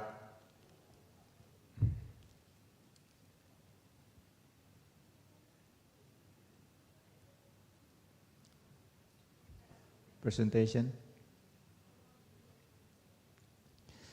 Okay, so let me introduce myself. My name is Badrul Munir. You can call me Munir. I'm a director for student affairs. What is student affairs? It's not affair, it's affairs. So student affairs is anything related to non-academic activities. So it's outside classes matters. And Today we will focus on the student facilities, but I would like to first introduce our directorate or our unit. Please continue. Next. So our unit responsibilities are for managing the scholarship. That's why I asked the degree students, especially because the degree students, we process the scholarships either from government or from our university. I think there are UI grade students and also some KNB students from our government scholarships. And also we facilitate the student interest for outside classes activities. We have many, what is called, student activity units, or we can say clubs, student clubs, where you can join. And especially these 2 days, today and tomorrow, if you walk across the building, there are many booths. Our student clubs, they have an expo there. So I recommend you to walk through and see if you have many or any interest in the activities. You can join and ask them directly. We have I will go through this later. And our support for foreign students, especially for processing the scholarships, including the insurance when you have a insurance scholarship from our university, and also student activities for non-academic, and also these facilities. If you need or support, or maybe a group of students want to use our facilities, you can come to our secretariat and schedule for usage. Next. Okay, just continue. Okay, I hope you already going through our campus. Our campus is 320 hectares somethings, and basically we have a inner circle where there's about 1/3 of the campus area, where all the buildings and main activities are carried out. But we also have a outer circle or outer road. If you, maybe any of you run a runner or maybe a marathon or something, yeah. If you want to complete a half marathon, you can just run on the outer circle 3 times because it's 7 kilometers. Yeah. Inner circle is about half, it's 3.5 kilometers. So if you walk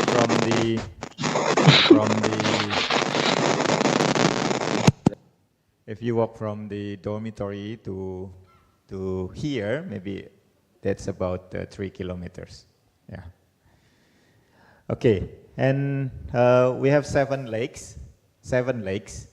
So we call it we have like with 7, of course, 7 different names. But if we combine them, we call it Campus UI, because all the lakes names start with a different letters. Yeah. Okay, and then we have also 2 train stations. You can stop at the UI station or Pondok Cina station, which is closer to here, and we have a what's called yellow bus. I think you already tried, maybe.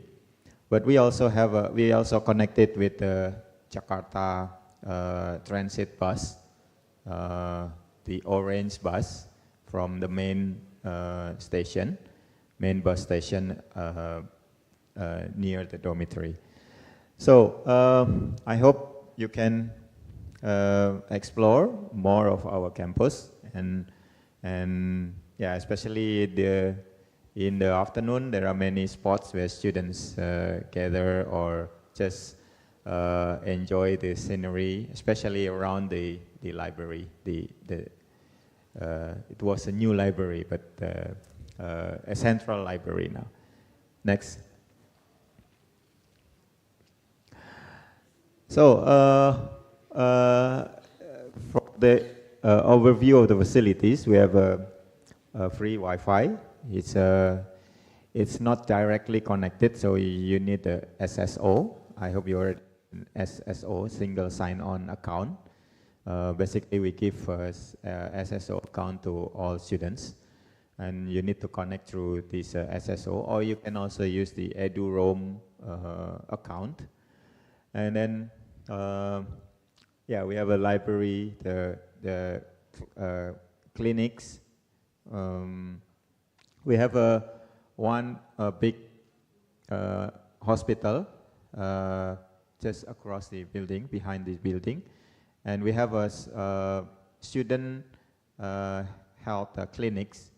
It's, the location is across the engineering faculty, which serve mostly for our students and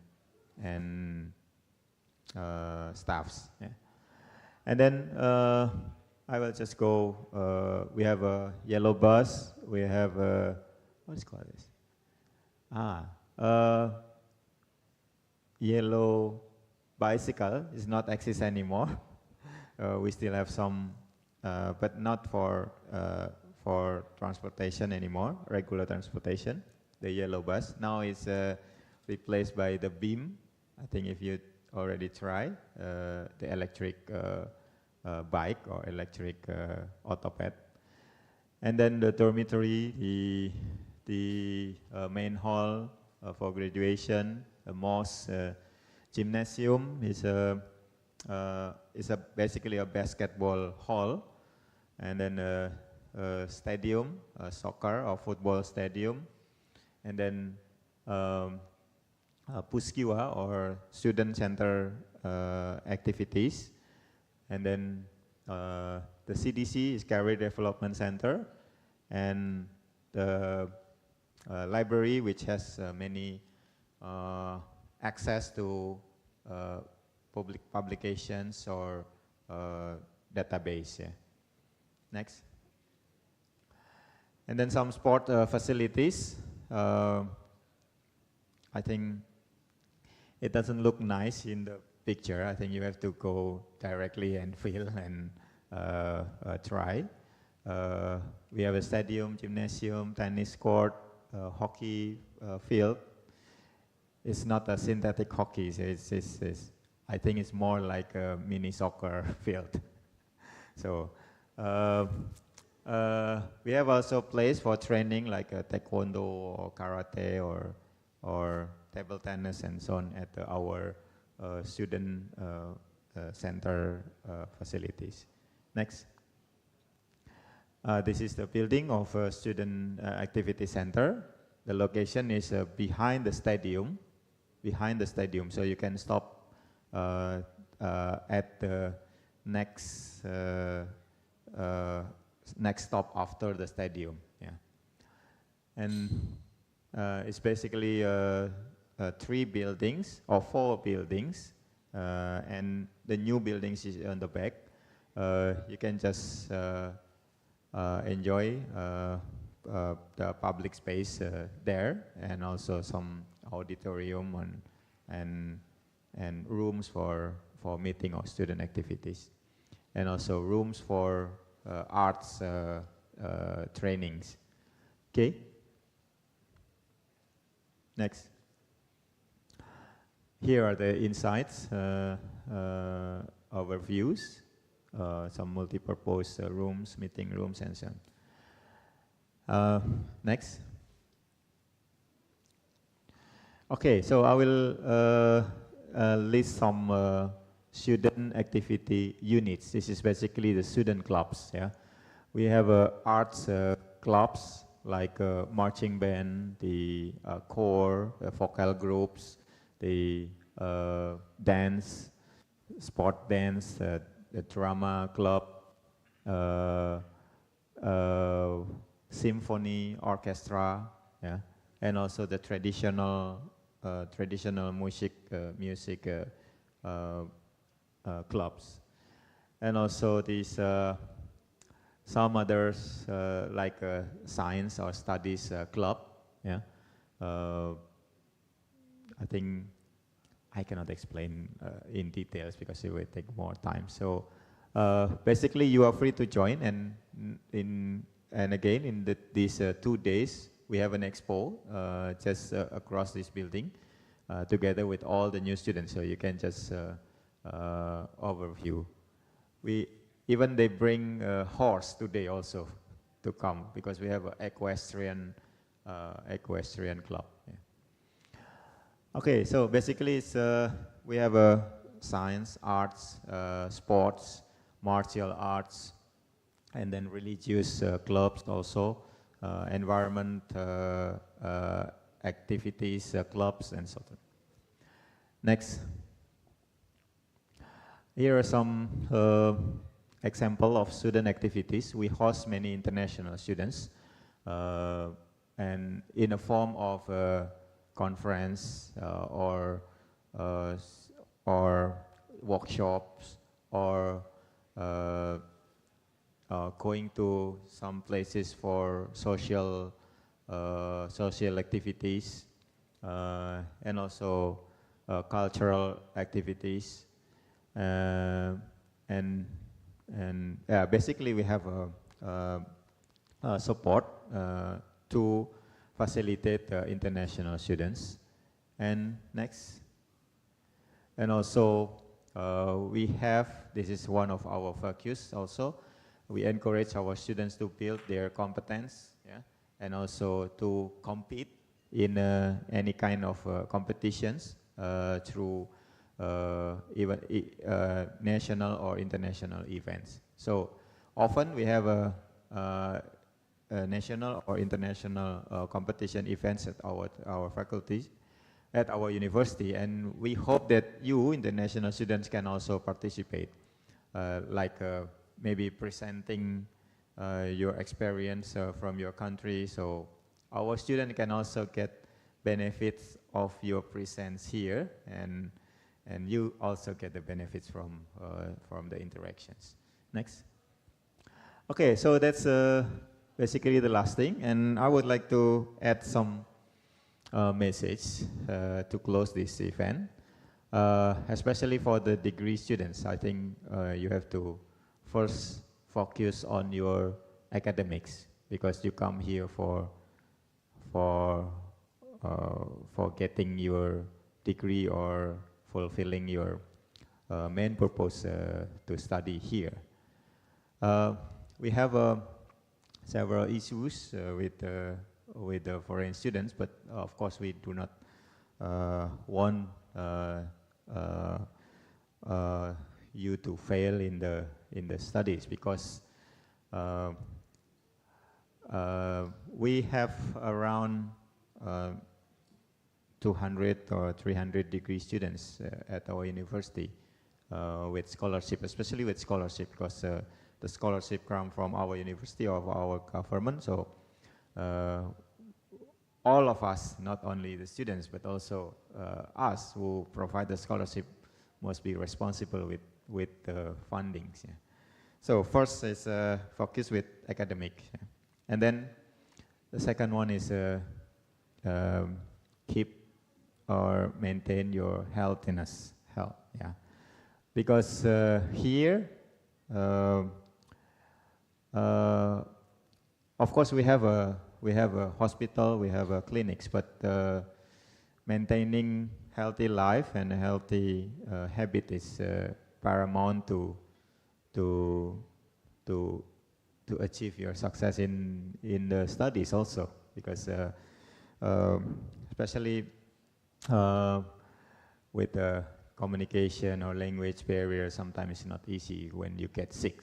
Yeah. And also be responsible with your insurance. Yeah, we provide insurance, but due to some administration, sometimes we cannot start in time. So for the degree student or for scholarship students, we provide the scholarship at the first normally in cash or in amount you are responsible with. You have to buy the the insurance yourself. And then the third one is adhere. Please adhere to the university rules and also some what's called local rules, especially dormitory rules. Yeah, because when things get out of control, we also can take the matter seriously, like maybe reporting to the police, to the immigration, etc. We don't want it to happen. So please be adhere to the rules. And then number 4 is please communicate with the officers when there are problems. Yeah, we provide facilities like dormitories. Of course, we cannot give the maximum comforts. Yeah, we are university. We are not hotels. So that's the best we can give. If there are problems, please communicate with us. Yeah, if please less social media, because social media sometimes going out of control. It's even yeah, you know the rest. Yeah. And then the last one, yeah, there are the last one. I think this is also very important. There are growing issues with sexual harassment. Yeah, so please be mindful, especially communication with people from different culture is not easy sometimes. Yeah, yeah. We have a life, we have a love life, but we have to be responsible and also yeah, know the culture, know the feeling of the communication. Yeah. Thank you. I think that's all I can give. Thank you very much.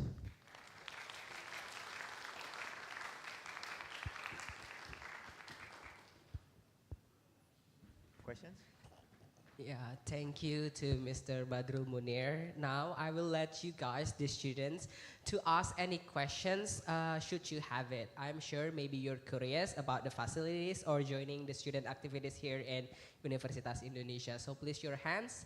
If you have questions about the presentation, yes, you can go in front. And to the people at Zoom, you can also use the raise hand feature too. Hello everyone, my name is Hafiz Shaheen, I'm from Pakistan. So my question is, you told us about all the things about Universitas Indonesia, this campus, but my major is biomedical sciences and my classes will be in the Selamba campus, and some of my other fellows also will have their classes in Selamba campus. So I was wondering about, you didn't tell us about Selamba campus, anything like what type of facilities are there, or the things like student clubs and sports, all the things are here. So will it be easy for us to take classes there and then actually participate in the activities here?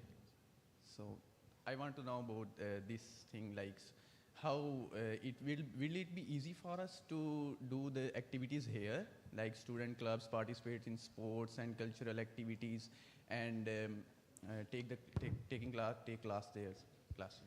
Thank you. Okay, thank you. Yeah, it's a little bit tricky, this one, but I think my first message was concentrate on your studies. So you have to manage how to get to Salemba back and forth, or for your classes first, yeah, and then use your spare time to utilize the facilities here, because yeah, since I think 1990s, when I start my university days here, most activities are here in the Depok campus. Yeah. So Salemba campus is only for studies. Yeah. Maybe it's a boring things, but it's yeah, it's the main thing there, and very limited facilities for students. Yeah. So you can maximize the spare time you have here. I'm more concerned about your travel here to Salemba and back if you have to travel there every day, because again, this is maybe a new country for you, so some things can happen in the streets, yeah, maybe in the train, yeah. I think they are everywhere in other countries also. Like, I mean, the threats like thieves or pickpocket, something like that. So just you have to be careful about it, because when you lose your passport, it's very very difficult. Many things to recover or to get the replacement. Yeah. Yes. Hello, sir.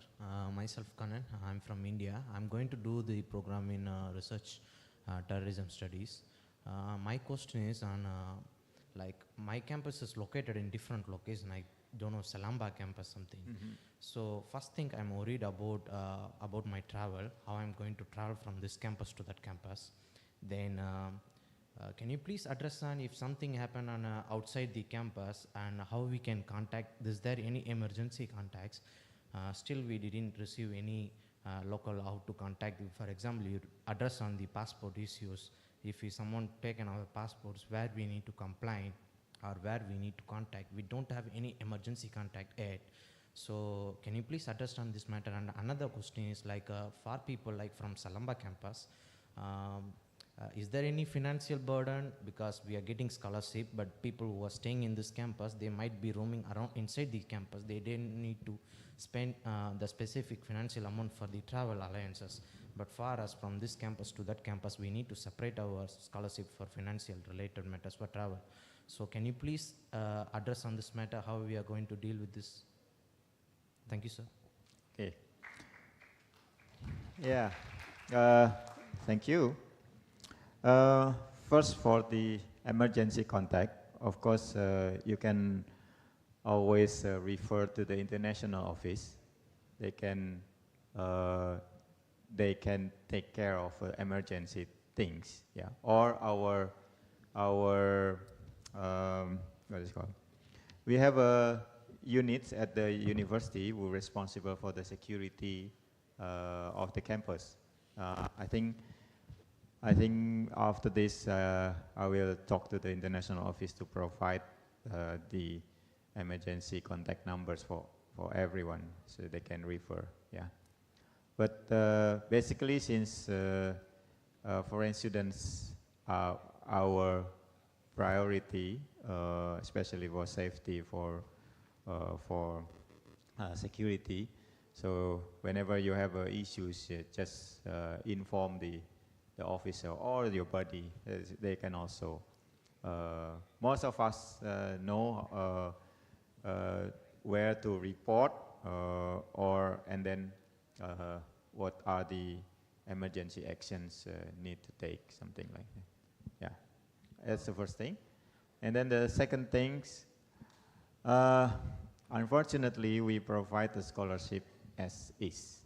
Yeah, it is already our budget, and we cannot give additional amounts other than the stated there. I mean, you can take that as a basic rules. But whenever we have additional support, we can provide. But we cannot promise anything at the moment, because we already set the amount, and it's decided by our university, what's it called, president, or by the decree. So we cannot, if we want to add the scholarship, we have to modify the decree, which is not possible easily, something like that. Thank you. Okay, thank you so much, Mr. Badrul. I think that's all the time we have now. Okay, give it an applause to Mr. Badrul. And before we continue to our next event, I feel like maybe the energy in this room is a bit off. I feel like everyone is on their phone now, maybe a little bored from the presentation. I feel like maybe we should do something together. Perhaps a game? Yes. Okay, now everyone, we will play a short game on quiz. So you can pull up your phone, and the operator, you can share the screen for the code of this quizzes. And for the people at home too, you can join us, our game. And this quiz, I heard it's about Indonesia and Universitas Indonesia, right? Yeah. So it'll be very beneficial for you to get to know more about Indonesia and Universitas Indonesia. Okay, yeah, now everyone can go to the website joinmyquiz.com and put on the code 771615. Okay, maybe we will wait for 2 1 minutes? minute. Yeah. Okay, a minute. For the people to join. Yeah, and the students at home too, you can join us playing the game. Go to joinmyquiz.com and the code 771615.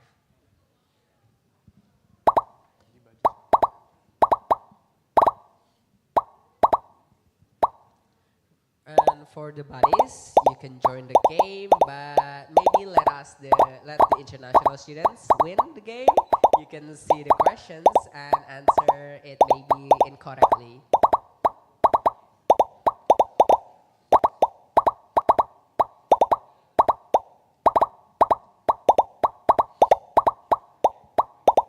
And yeah, you guys need to try to get it correctly, because the winner will get some souvenirs and gifts from us.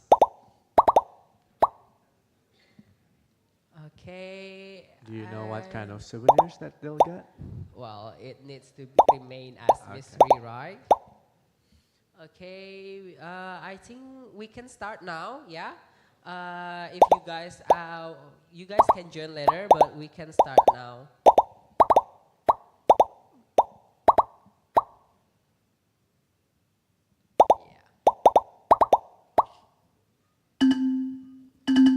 Okay, good luck. Okay, the questions are on your phone.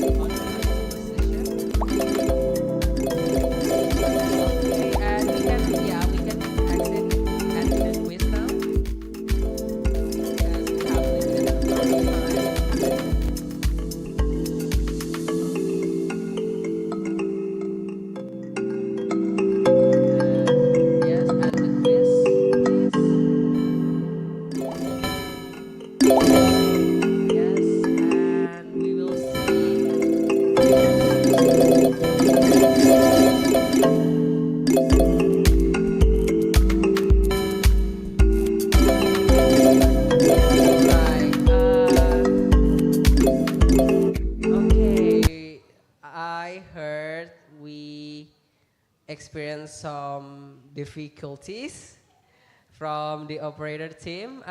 Should we move on to the next session? Okay, restart the quiz? All right, Okay. we will restart the quiz. I am so, So sorry, sorry everyone. for the inconvenience. Yes. Okay, maybe the Yeah, operator they can will share reshare the screen again. Let's just wait. Apparently, the questions are different. I think maybe it's about other languages. I don't know. While we wait here, do you know like random facts about Universitas Indonesia? Well, aside from the scandal, we have the biggest library in terms of the university level in Southeast Asia. So, yeah, I'm sure there's a lot of archives or books, ancient books, and I've seen some of the Yeah. books from the 18th century, I think. For I think my fun fact of Universitas Indonesia, we have so many lakes. Oh, yeah. And there are 7 lakes actually in Universitas Indonesia. Yeah. But unfortunately, you are prohibited to Swim on swim. lake. Of course, it's dirty.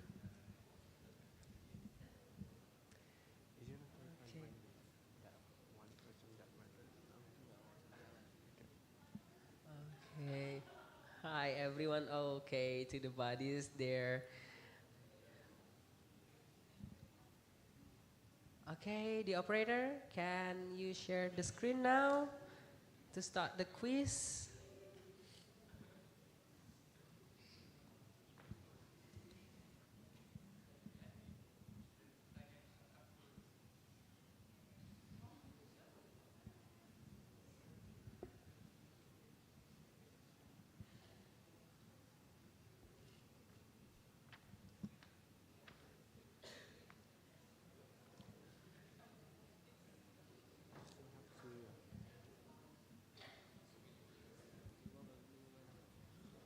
All right. Yes, Okay. this is the new code. Still the same website to joinmyquiz.com, but the code now is 055096. And like the earlier, to the body, you can join, you can see the questions, but maybe don't answer it correctly because you guys already know about Indonesia, about Universitas Indonesia. Perhaps you can set a timer for a minute. Yeah, maybe we will wait for another minute. The code is 055096. Have you tried quizzes before, like this type of quiz, Rakan? Actually, I use it quite a lot in my classes. Yeah. Wow. I've actually never used it before. Like, this is the first time like I'm seeing this right now. Oh, really? Okay. We need to wait a bit. And maybe we can start, yeah, operator? I think we should start we can right start, now. and you guys can join later with the same code. Alright, I think this one should be the right one, and it's about Indonesia and Universitas Indonesia. Okay, Nas got the first question right with the score 950. And then we have someone named Ranger, Tom, June. Right, Ranger with the 3 question streak. Do you think Ranger is international students or the staff from the iBody Club? I don't know, perhaps one of the international students here.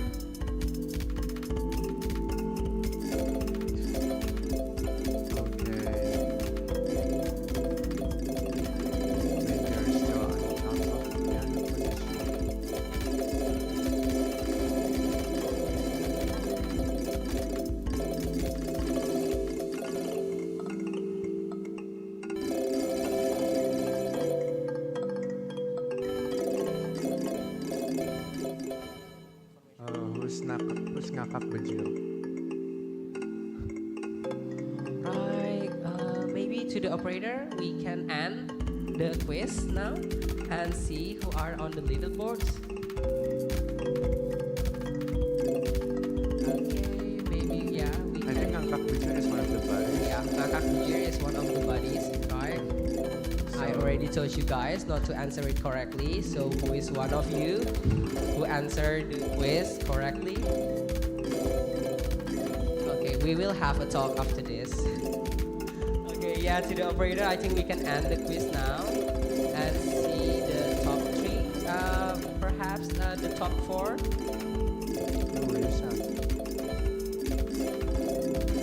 So, yeah. Can the quiz be ended, operator? Right now.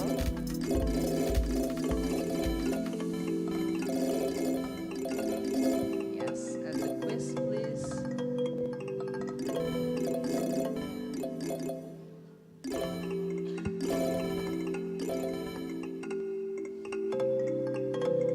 Okay, so far we have on first place, I think it is one of the buddies, yes, and the quiz.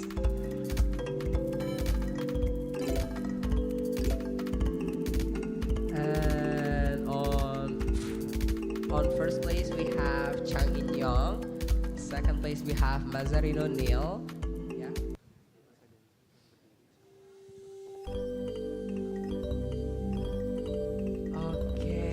Okay, these are the winner. Congrats to Alejandro Godbenze. And yeah, is Alejandro here? Yes, okay, maybe. I think there will be gifts, right? For the quiz winner. And yeah, congrats to everyone who answered the quiz. I hope it improves your knowledge about Universitas Indonesia and Indonesia in general. And yeah, before we continue to the next session, I think we will do a bit of stretching. Yeah, right? so perhaps you guys can stand up and make some stretches. Yes, please stand up and like stretch your hands, stretch your legs, and yeah, feel the energy. Yes, stretch a bit, go to the right, go to the left. Yes, that's it, guys.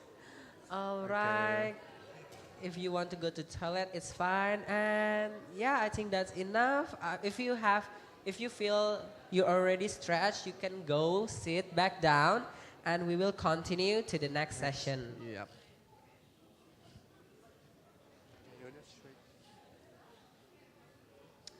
Now, next up, we're gonna have a session to know about this particular office. And this office will help you a lot, and you will be in contact with this office a lot. Do any of you guys know what's the office name? Yeah, correct. Yes, International Office. So in this occasion, we will be introduced to International Office Universitas Indonesia that will be led by the coordinator of international mobility of International Office Universitas Indonesia. To Miss Alfrida Hutapea, the attention is yours. Give it up for Miss Alfrida, everyone.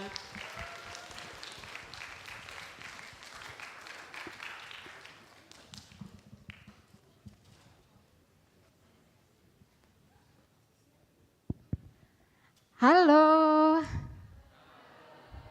Hi. I hope you are not too hungry yet.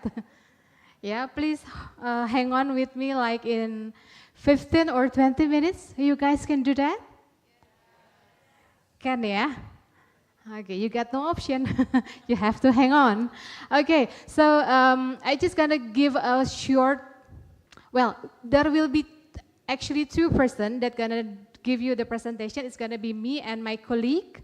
But before I'm gonna start with my presentation, I want you to know more about Universitas Indonesia. Can you guys pronounce it with me, because usually when we mention or we call our university name, we will not change it into University of Indonesia, but we're gonna keep it as Universitas Indonesia. So can you guys say it with me?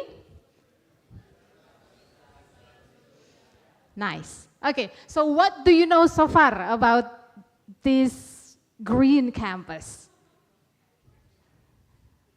Who wants to answer? You can raise your hand directly. What do you know so far about this campus? The one that you feel very proud of. You choose this campus, right? You guys choose. Yeah, the one on the back. Do you raise your hand? Yes, please shout. Yes, what do you know? Many forests. Yeah, that's true.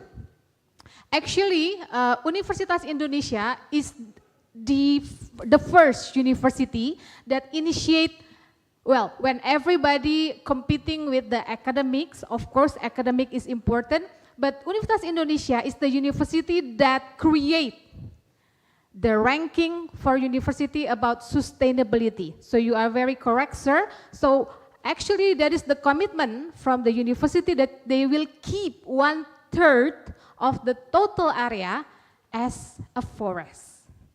So basically, this campus is also the city forest. So you are right. Thank you. Okay, and if I ask you, are you staying in Jakarta or in Depok? What is your answer? Correct. But who are staying at dormitory? Yes, raise your hand. Are you staying in Depok or Jakarta? Depok, Jakarta? Depok, Jakarta? Which one? Jakarta, actually. Yeah, so the location of this campus, if you're going to the dormitory directions, it's actually South Jakarta. So if you are staying at dormitory, your immigration office is with the South Jakarta Immigration Office. Who are staying at the apartment? Margonda, Melati, Jakarta or Depok? Right, okay, Depok, exactly. So your immigration office will be with Depok. So actually this campus is located, some part still in South Jakarta, but the most part is in Depok. Okay, you guys want to know more? Please watch the video, yeah? Please, operator, play.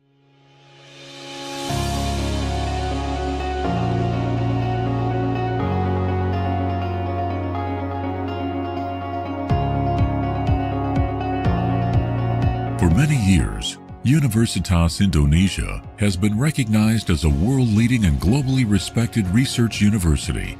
Universitas Indonesia continues to pursue the highest achievements in terms of innovation, development, and novelty in science. Universitas Indonesia has 3 study clusters with 14 faculties, 2 postgraduate programs, and a vocational education program.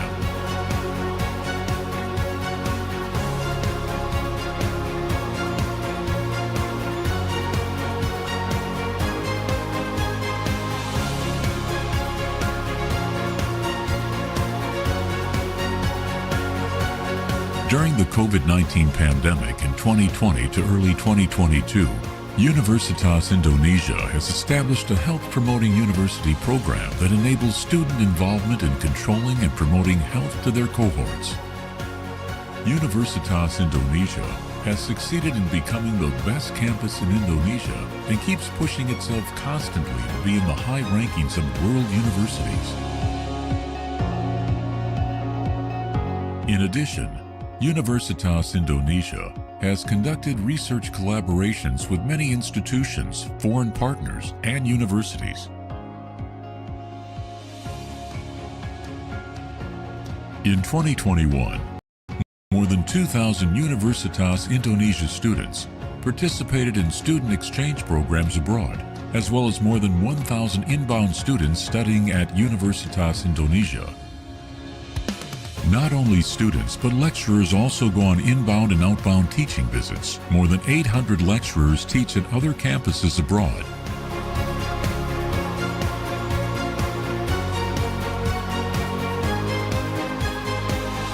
Universitas Indonesia actively collaborates with many world-renowned universities and several education and research associations, as well as collaborations with faculty networks.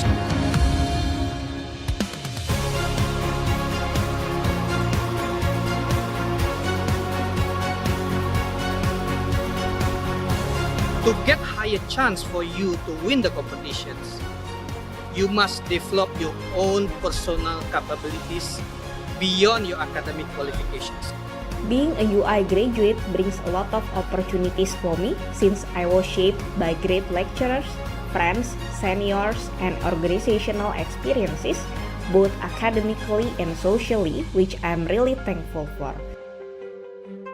Green Metric, one of Universitas Indonesia's innovations that has been widely recognized internationally as the world's first university ranking based on a high commitment to manage the campus environment.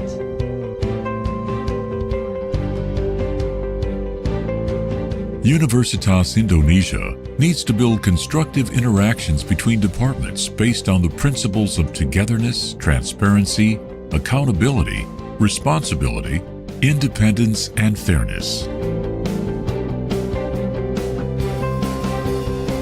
The essence of the university's social responsibility is how we address through teaching, research, and public affairs participation so that we can become a place of hope for future development.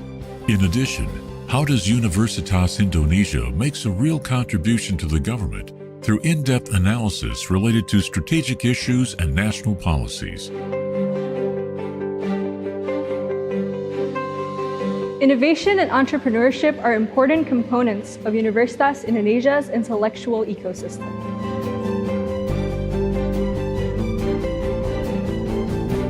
In our engineering labs, we not only conduct research, we also innovate in areas including but not limited to medical instruments, scientifically advanced designs, and electric vehicles.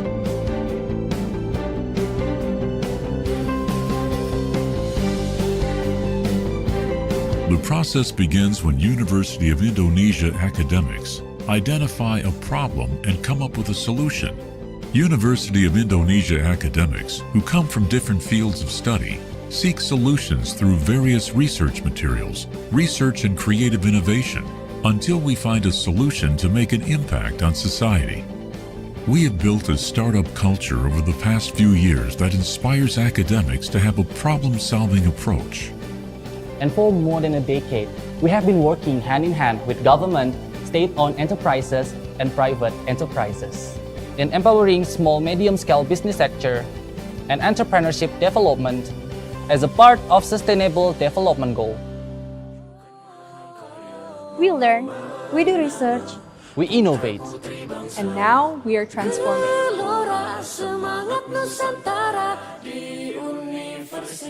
Universitas Indonesia, towards an entrepreneurial university.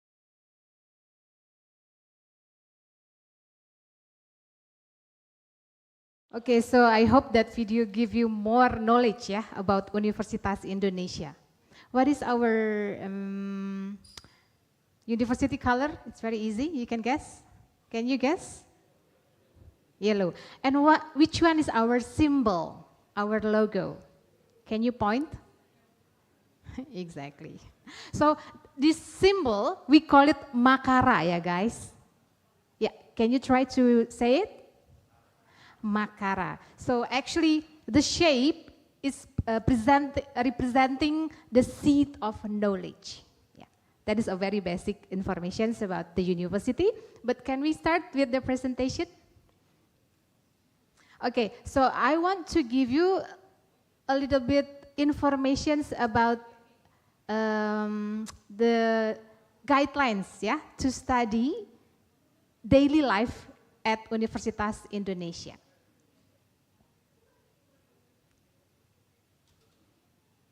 Okay, yeah, the rules and the procedures. Okay, next slide, please. Okay, so I know that all of you are participating on different program, isn't it? Who are the non-degree students? Can you raise your hand?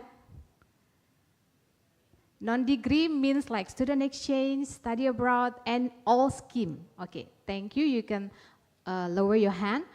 Who are the degree students? UI grade and non-UI grade. Okay, thank you.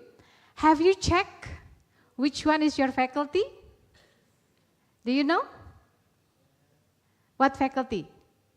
The man on the red shirt, what is your faculty?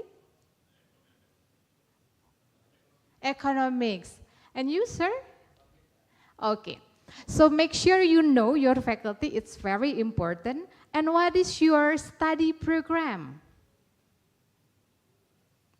Maybe it is not quite that vital for the exchange students, I mean the non-degree students, because they're gonna only study with us like 1 or 2 semesters.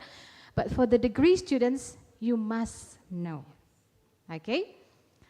And for the non-degree students, make sure that you take courses that the primer courses is in your related faculty. Yeah, even though if you want to take courses from the other faculty, but make sure the biggest part is from your host faculty. Okay, next slide. Yes, this is also one of the questions that most of the students ask for the exchange, yeah, or non-degree students. How many credits that one student can take? 1, 5. UI academic credits maximum. Okay, but if you want to take more than 15, then you need to get the approval. I believe that as an exchange student, you already signed your learning agreement, right, before you coming here? Yeah. So the common practice is 15 UI academic credits. We don't know how you convert it into your home academic credits, but from us it's 15. If you want to take more, you need to have approval from your supervisor in here, okay? But for the degree students, it's already on package, don't worry. Particularly on your first and second semester, it's already a package courses. Okay, next slide. Yeah, this is also questions that being asked oftenly. Are exchange students or non-degree students, yeah, allowed to take courses from the other faculty? The answer is yes, you can. But it will depend on the availability of the other faculty or the prerequisite from each courses. For example, one specific courses might have their own prerequisite courses that you need to take in order you are able to take the courses A, for example, right? So it's not that freely that you can take it if it's not on your faculty. Yeah, and also make sure that the courses that you want to take from the other faculty that is not your host faculty is not going to be conflicting with the course that you got to take from your host faculty. And I believe, particularly for the exchange students, have you choose your courses? Who has? Raise your hand. All right, okay. Some hasn't? Okay, uncertain, yeah. But you need to do it before 28 because the semester will start on 28. You can contact your buddy, yeah, or send email to international office. We will introduce you to the faculty if you hasn't choose your courses, because you need to do it actually last week, yeah, with your faculty, yeah. And make sure that it's already registered on your SIAC NG. You also already get the tutorial, yeah? Because of what? Only classes that registered in your SIAC NG will be printed out in your academic transcript. If the courses has not registered on your SIAC NG, later on, that courses will not be included in your transcript. Then you cannot convert the academic credits or the score to your home university. Same with the degree students. All the courses that you take from the semester 1 until the end, it have to be registered in your SIAC NG. You also already get the tutorial online, yeah, for the degree students. So please make sure that your SIAC NG is active and you are already able to see the courses that you want to take, the schedule, everything on your SIAC NG. The class will start next week, guys, yeah. Next. Okay, how about the attendance? So what is your main purpose to come to Universitas Indonesia? Study or exploring? Both. That is an honest answer, both. But we are aware, but please pay attention to your attendance. Yeah. As Ibu Uri said, my boss, we are not forbidding you, of course, from exploring Bali, Lombok, Toba Lake, many beautiful places, but this is your main responsibility. Okay? Pay attention to your attendance because it's a different scheme here with maybe our friends from European. In here, attendance matter. Yeah, maybe yes. In the Europe, in Europe, yeah.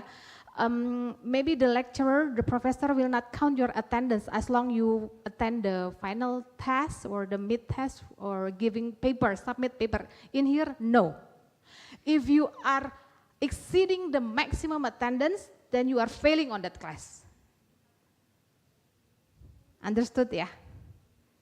Okay, so make sure you actually the first week of your classes is very important because usually at the first week or the first and second class, you will have some consensus with your professor about how many times you can absent or how the exam, the paperwork will be delivered, something like that.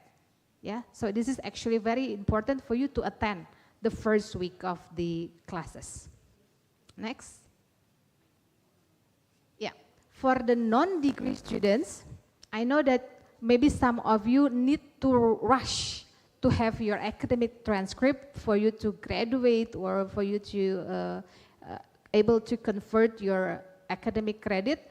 But we already give you this information far in advance that academic transcript will be sent to the international office of your home university 1 month after the deadline for score submission to SIAC NG. Yeah, 1 month after, not after your test, yeah, but 1 month after the deadline of the professor need to submit the score to your SIAC NG. If you need it rushly, before we can issue the official transcript, then you can use the score that already included, that already listed on your SIAC NG. That you can do it, you can use that as temporary transcript until the official one will be issued by the Directorate of Education. Okay, next slide. Please dress appropriately during classes, yeah. This is also one of the local wisdom that we hope you all can appreciate. Thank you. Next slide. Yeah, this is also the other culture that Indonesians have. Usually, I mean, in here, the professor should not be addressed only by their name. You can call me by name, it's okay, but if you see the professor, yeah, call them with sir or ma'am. Yeah, not, hi Frida, it's okay for me, but not to your professor. Yeah, you can say, sir in bahasa, you can call him Bapak.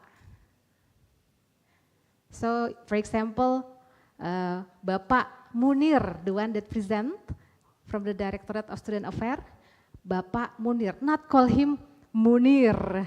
It's impolite in here. Dr. Munir, okay, you can call him by his academic title, doctor, but not only his personal name. Same as a woman, yeah? If the woman is your professor, or you cannot see, obviously she is older than you, then you can call her by the academic title, Dr. something something, or if you're unsure about her academic title, you can call her like Miss in English. In Bahasa, you call it Ibu. Ibu, or if she is younger, I think, yes, she's still quite younger, but you can call her Mbak. So for example, Mbak Frida. Yeah, Mbak Frida, where Ibu it's too old for me, yeah. Mbak Frida is okay. Bapak Munir, so that is how you address the professor or the other person that is older than you or more respected, yeah. That is the tips. Okay, unless that you already feel very close to that person and the person is okay to be called by directly his or her personal name. Next. Okay, please be active in your class. Know your class leader, and if it's available, Indonesian is very keen to use groups, WhatsApp groups. What are the groups, student? Line groups. Yeah, join these groups, the classes groups, because usually also the professor will give information through that WhatsApp group. Yeah, please join. Next. Okay, and now I would like to introduce you to my colleague over here. Well, for myself, my name is Frida. I am the coordinator for international mobility at International Office. Do you know our office already? The location of our office, International Office? Yes, you've been there. When you report your arrival, yeah, you're filling all the immigration forms, so many forms, that is our office. Okay, and next. Okay, I also want to introduce to you Miss Nesti Rahayu. Can you stand up? Or do you want to come here, Ines? Okay, so Miss Ines and Miss Astrid over there. Yeah. So Miss Ines and Miss Astrid, actually I believe that you already emailing with them. Yes, thank you, you can sit down. Yeah, both of them in charge for the exchange. Yeah, exchange students and then study abroad students, UI Shine, UI grade students, you are contacting with them. They are your program coordinator, yeah, both of them, Miss Ines and Miss Astrid. Okay, can you give applause to them, please? They are working very hard. Yeah, and then next slide. Okay, AU exchange students from the AUN HETS. Are you already here? Can you raise your hand? Okay, one, yeah. Your friend hasn't arrived, yeah? Not yet. Okay, so Yura, can you stand up? So Miss Yura is the program coordinator for the exchange AUN HETS. Give applause for her, please. Exchange student from the AIMS program. Not yet arrived. Okay. So Miss Nines, so we also have another scheme for the exchange under the consortium of Asian International Mobility for International Students that is coordinated by Miss Nines. Yeah, thank you, Miss Nines. Miss Nines over there. Okay, next slide. Oh, Okay. Can I invite Miss Fia to come over to the stage? And Miss Marielle.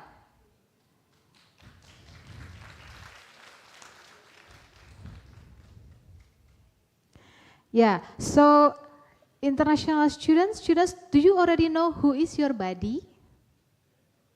Yes. Is there anyone that hasn't met their buddy, hasn't met you? Okay, who else? Okay, okay. First, this lady over here first. So please meet Marielle. Marielle is the International Student Services Officer. Yeah, so basically Marielle is in charge for this orientation. Give applause. For your pickup arrangements, we do picking you up, right, from the airport. From the pickup arrangement, we've met already and the pre-departure, pre-departure online. And then tutorial, it goes on the shoulder of Miss Marielle. And UIBC also, yeah, under her supervision. And of course, our immigration team, because during the pre-departure, the most favorite question is, what is the status of my visa, right? When can I come? Okay, so this is Miss Fia. Yeah, Miss Fia is the one that replying your emails related to immigrations. So for example, your student visa. And after this, don't be so happy yet. After you arrive, you still have so many responsibility to process your limited stay permit, yeah. So this is Fia. After this, Fia will give information also about what you need to do after you arrive related to your immigrations matters. Okay, now I will give the time to Fia for the next presentation. Thank you, guys. Hello guys, good afternoon. Okay, so I'm sure you guys are all hungry, sleepy, and bored, but I'm just gonna be here for the next like 5 minutes to explain to you what are the immigration process that you have to complete after your arrival here in Indonesia. So probably most of you guys had already come to the office for us to check on your passport and your arrival stamp. If you have not gone to the office, please go to the international office so we can check on your passport and your arrival stamp. And after you came to the international office, we will inform you later to when will you get the application letter for your domicile letter. After the application letter for the domicile letter has already been issued by us, we will inform you through email so you can pick up the application letter to the international office. After you get the application letter from us, you have to go to the RT, RW, or Kelurahan to proceed for your domicile letter. If you are confused by what is RT, what is RW, or what is Kelurahan, you can be accompanied by your buddies over there, and they will help you to proceed all of these documents. And after you got the domicile letter from the final document from the Kelurahan, you can return to the international office, but also bring, don't forget to bring your original passport, 1 piece of 10,000 Indonesian duty stamp, and 2 pieces of 3x4 size photos. And the international office will help you to apply for your limited stay permit. And after receiving the information from us, please come to the international office to collect a letter of introduction for payment for your limited stay permit, and immediately make the payments on the same day. And after 2 days, after the payment, you can go to the local immigration office, and then you have to take a photo and your fingerprints. But remember, the payment is only for the non-degree and degree regular student. If you are UI grade or KNB students, you don't have to pay for any limited stay permit fees, and you just have to wait for the letter of introduction of payment from us. And 2 days after taking your photo and fingerprints, you can come back to the immigration office to pick up your original passport. And after we get the email from the immigration office regarding your limited stay permit, we will forward the electronic limited stay permit to your emails. And after the limited stay permit has been issued, you can come to the international office again to get the application letter for your STM or police report documents and your SKTT or residency certificate. Also, after you present the STM document to the local police and the document has been issued by the police also, please scan the STM, the Surat Tanda Melapor, to us, to our email at immigration/eo@ui.ac.id, so we can proceed with your SKTT or residential certificate. After we have already proceed for your SKTT, and then all of your immigrational matter, immigration procedure here in Indonesia is already completed. You just have to send us the soft copy of the STM and SKTT to our emails. And after all of your study here in Indonesia is finished, we have to make a document called EPO, or exit permit only. And please provide the information to the international office regarding your flight 2 weeks before, so we can make the documents for you. If you inform us later, then we cannot really make sure that you get the EPO documents as your scheduled flight. Also, please check your email regularly, because all of the communication between students and immigration staff is going to be via email. So including maybe important information regarding your KITAS payment, or maybe if you want to change your room, if you want to change your apartment, if you want to change your address, if you want to, maybe your passport has some changes, you have to inform everything to us regarding your immigration process. And you can inform us through the email at immigration/eo@ui.ac.id. Okay, that's it from me. Thank you so much. Good afternoon.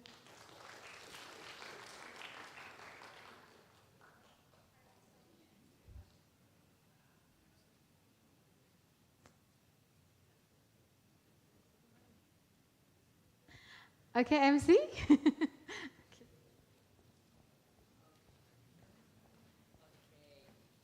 All right, thank you so Thank you, much. Ms. Frida. Maybe we'll have a Q&A session, yeah, with international office. Oh, okay, yeah.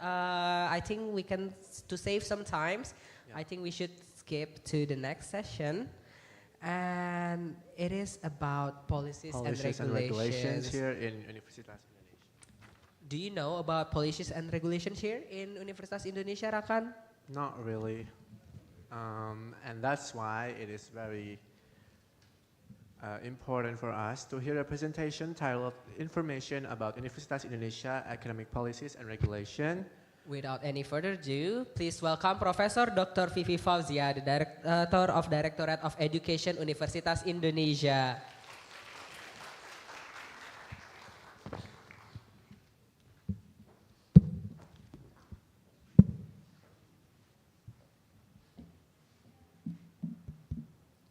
Assalamualaikum warahmatullahi wabarakatuh. Good afternoon for all international students. Welcome to Depok. Welcome to Universitas Indonesia. I am Vivi Fauzia, represent of Academic Affairs Office in Universitas Indonesia. Would like to introduce you a brief issue about academic system and regulation at Universitas Indonesia. First slide, please. Next slide. Yes, it is the 10 subject we will discuss. Maybe because we are very limited time, you can ask more detail about this issue to your head of your study program. Okay, next slide. Maybe I will introduce you that Universitas Indonesia is one of the biggest university in Indonesia in terms of number of students, also in the number of faculty. We have 18 faculty and school. We have 248 study program, including from vocational and undergraduate, master, and doctoral program, and also specialist and profession education. Next slide, please. Yes, this is the short review about curriculum structure. First, for undergraduate program, there is a minimum workload of undergraduate program. It is 144 credit, or sorry, maximum 160.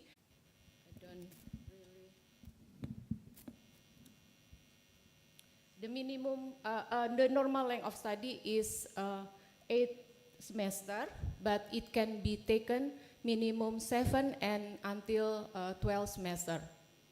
And there are general 2 class, regular class delivered in Bahasa Indonesia, and international class delivered in English. Some of them have the single, and some of them have double degree. And the typical type of the course for undergraduate program consists of university level compulsory courses and faculty and study program compulsory courses. And others is elective courses, and for all undergraduate program should take the final project. And for master and doctoral program, the minimum workload for master is 36 credit, and for doctoral program minimum 42 credit. And the normal length of study for master is 4, and for doctoral 6. And for master and doctoral program can be taken by course or by research. And these 2 schemes also can be delivered in international class or in regular class, but with international mobility. So you can have your credit can be earned from the other international partner. And after you finish the compulsory and elective course, beside the thesis and dissertation, you can also have to have 1 or more scientific articles. Next. And in Indonesia, we have the Higher Education National Standard. We have to follow this rule. And for the implementation for curriculum, you can see here in Teaching Design Book, or we call it BRP, Buku Rancangan Pelajar.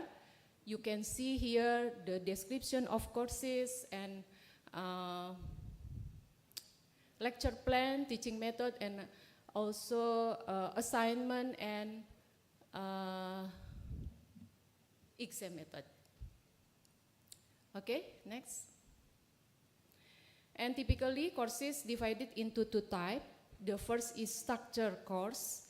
1 credit of structure course for each week is defined as 50 minutes for face-to-face lecture, and another 2 hours, it is your independent study at your home for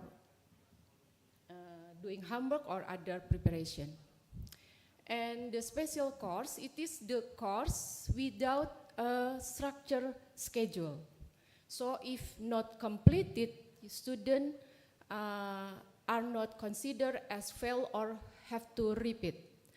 The example of this special course is final project, thesis, dissertation, and all courses within the scheme of master and doctoral by research.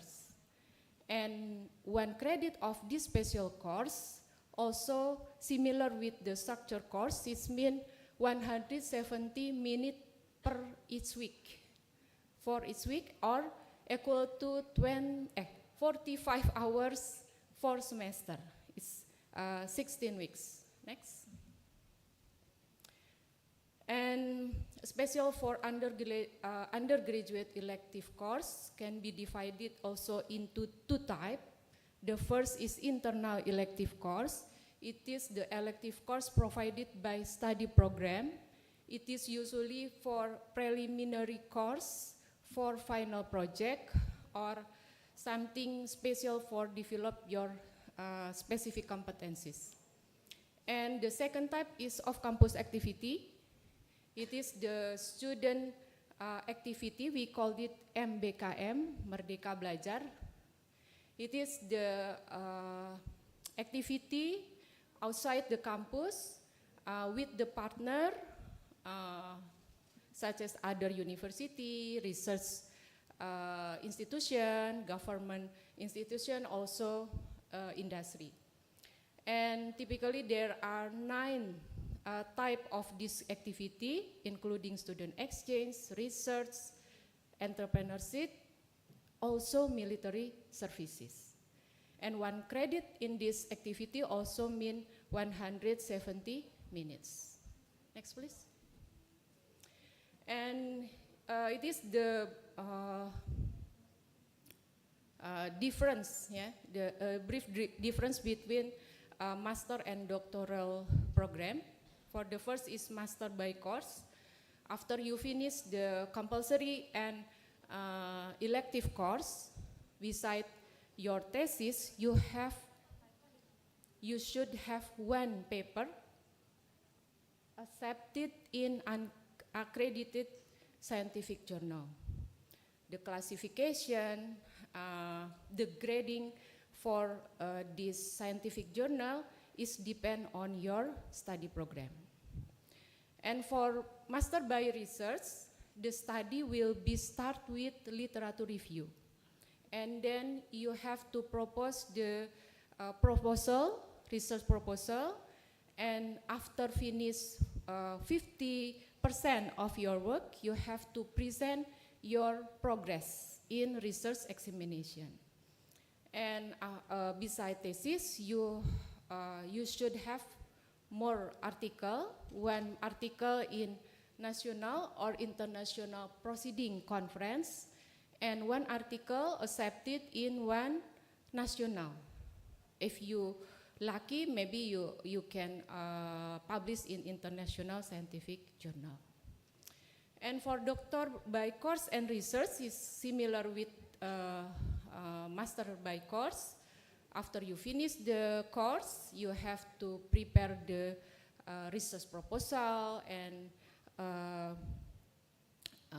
deliver your research progress. And beside the dissertation, you have 1 accepted paper in international only scientific journal. And the highest is doctor by research, similar with the master by research, but you have 3 articles. 1 article in international proceeding journal, 1 article in international scientific journal, and 1 article minimum in national scientific journal. Next, please. And we have mentioned before, we record all academic activity in this system, Academic Information System SIAC-NG. You make sure that you have registered in this platform. You can see all academic activities such as registration, view class, and exam schedule, and also monitor your score and academic data. And you have also 1 academic supervisor appointed by faculty or study program.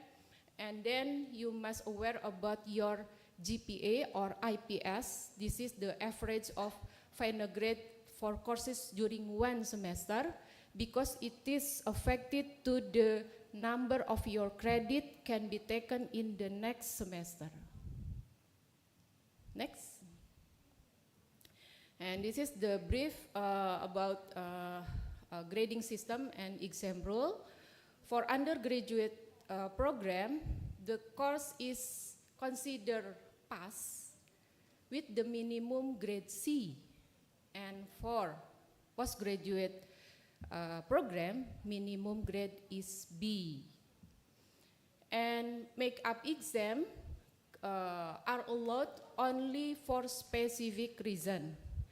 We don't have the specific time for retake, yeah, only for specific reason. And the lecture should be submit your grade before the specified deadline. And if you are not happy with your grade, you can discuss with your lecturer and maybe ask her or ask him to reassessment. And if you still have the dispute between you and your lecturer, maybe you can proceed to the other level, discuss with your head of study program. And this is the table display the correlation between score, grade letter, and the grade point. Next, please. I have mentioned before that the number of credit you can be taken is depend on your GPA or IPS in the last semester. For example, for undergraduate student, if your GPA or IPS less than 2, you can only take 12 credit. Okay, for master, no, yeah. But if you are smart, maybe your GPA more than 3.5, you can take maximum 24 credit. And for undergraduate student, it is allowed to take academic leave only after 2 semesters, except for very, very special reason, such as illness or other national duty maybe. And maximum academic leave is 2 semesters. And for postgraduate student, it is allowed you postpone your study since the beginning, maximum 1 year, 2 semesters. And also you can take academic leave maximum 2 semesters. Okay. Next. And this is the most the most important issue you have aware about dropout evaluation rule. For undergraduate student, at the semester 2, you have to pass minimum 24 credit with minimum C. And for master program, at semester 2, you have passed minimum 9 credit with GPA 3 or minimum B. And for doctoral student, the first evaluation is at semester 4. So you have passed research proposal with the minimum grade B. And for semester 10, for undergraduate students should pass 120 credit with minimum C, or for doctoral student, you have passed the research progress examination with minimum grade B. And dropout also can be applied if you do not do administrative, pay the tuition fee and the academic registration for 2 consecutive semester. And dropout also will be applied if you violate the code of conduct, ethic, academic ethic. It will be you can give the sanction or dropout. Next.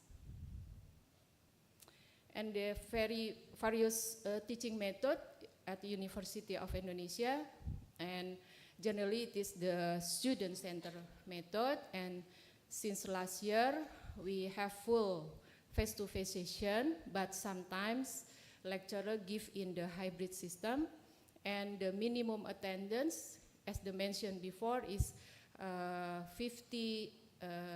75 of minimum total meetings. It means if we have 16 meeting, 2 meeting for exam, for test, and 2 absent, yeah, within 14 meeting. And next.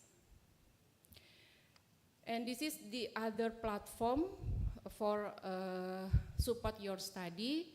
The first is e-learning management system. We call it EMAS. It is very effective during the pandemic era last year, but some lecturers still use it for maybe for collecting the assignment, and others they also use this platform. And for all students, you have free many Microsoft application platforms such as Microsoft Office, OneDrive, Microsoft Teams, and others in Microsoft platform. And especially for postgraduate students, I think it is very important to use this our subscribe journal.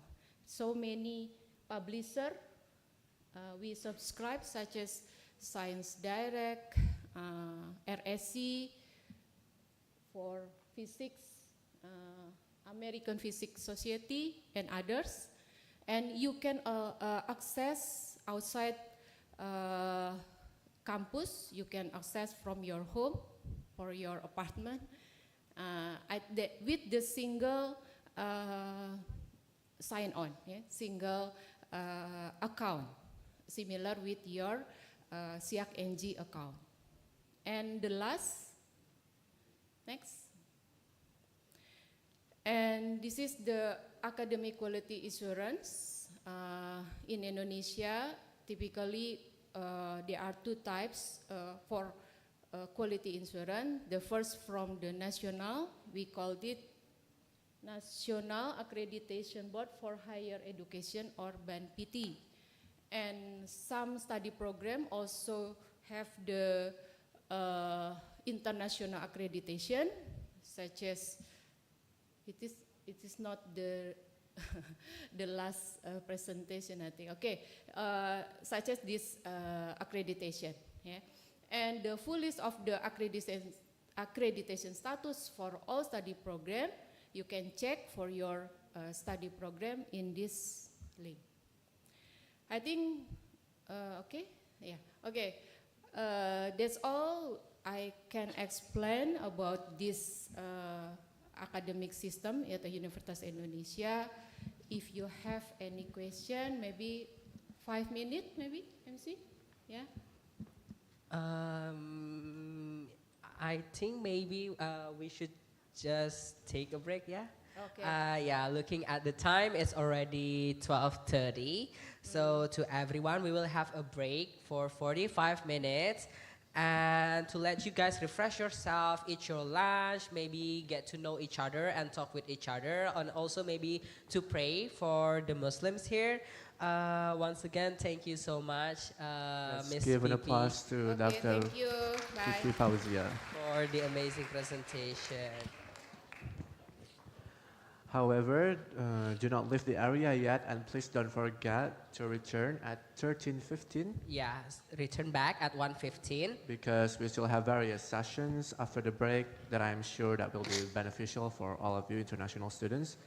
And please eat your lunch outside this room, and see you back at See you 13:15. guys. Thank you. Recording stopped.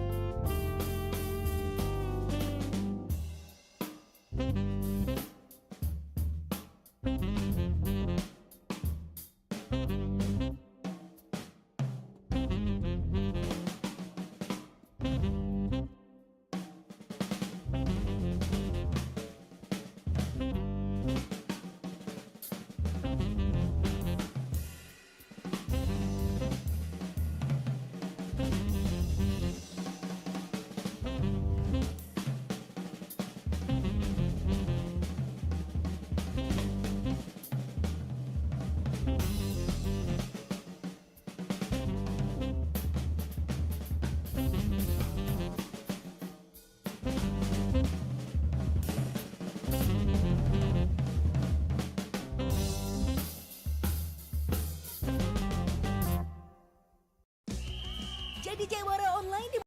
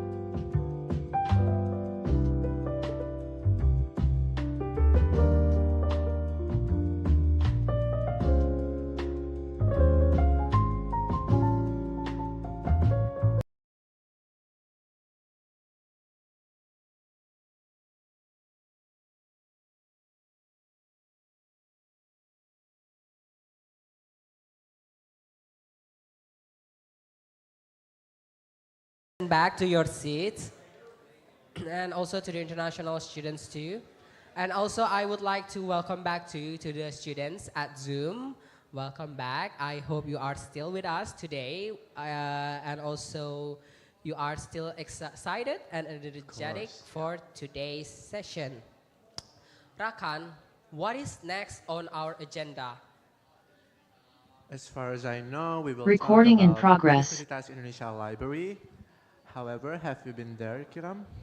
I actually have visited the library a lot to borrow some books, to do some assignments, and I do not know if you guys know about this, but there is like an interesting ice cream in the library. Oh, yeah, It's I called love it. Dips. I hope you guys have tried it before. They have salted caramel Yeah, flavor. It's so my good. favorite flavor is matcha and chocolate. Oh.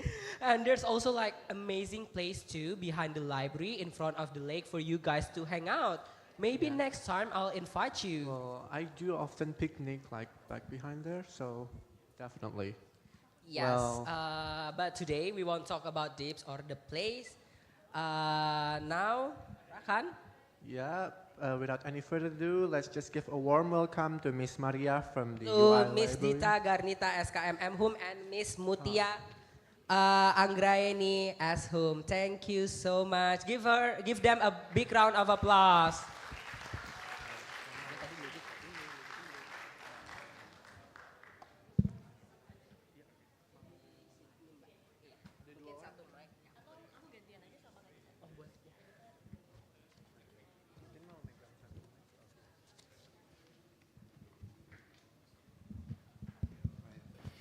Okay, thank you very much for UI Buddies.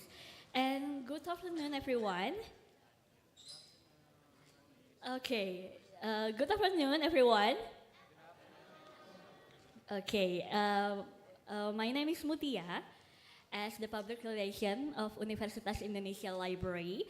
And today, before we begin to the presentation of Universitas Indonesia Library, I would like to welcome you to Universitas Indonesia and give you best wishes for your study in Universitas Indonesia.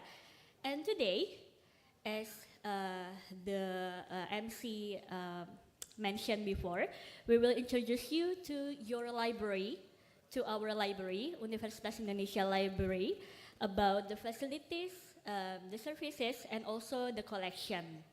And joining me today, my friend, Miss Dita Garnita, and we will tell you, for me, I will tell you more about the facility and the services, and Miss Dita will tell you more about how to access our collection.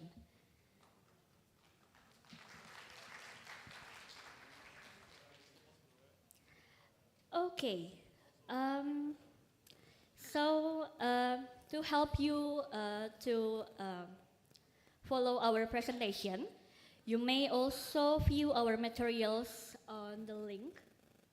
Maybe you already have the presentation materials. Without further ado, let's next. Okay, this is the presentation link. You can also access by your gadget. And as I mentioned before, we will more talk about the services and the facility of Universitas Indonesia Library. And Ms. Dita will tell us more about how to access the collection. Okay, next. So, have you ever been to Universitas Indonesia Library?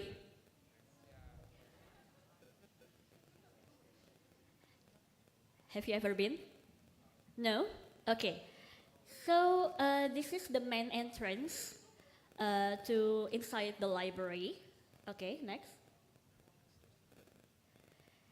And our library building actually open from Monday to Saturday. On Monday to Friday, we are open from 8 a.m. to 6 p.m. And on Saturday, we open from 9 a.m. to 4 p.m. And we have 3 areas that open when on Monday to Friday. The 3 areas are open until 9 p.m., which is the computer room, the cubicles, and reading room for lecturer and postgraduate student. And on Saturday, we open from 9 a.m. until 4 p.m. And on Sunday and public national holiday, we are closed. And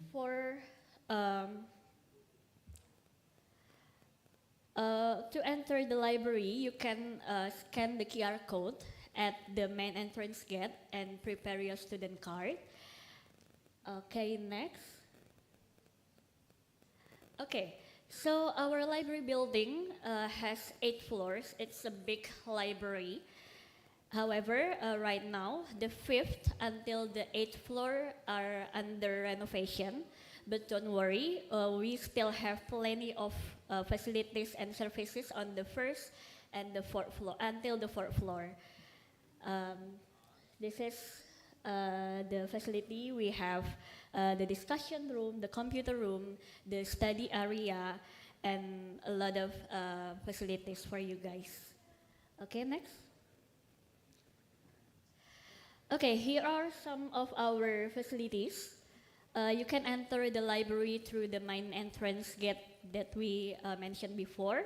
And inside the library, you can also use our discussion room on the 2nd, 3rd, and 4th floor.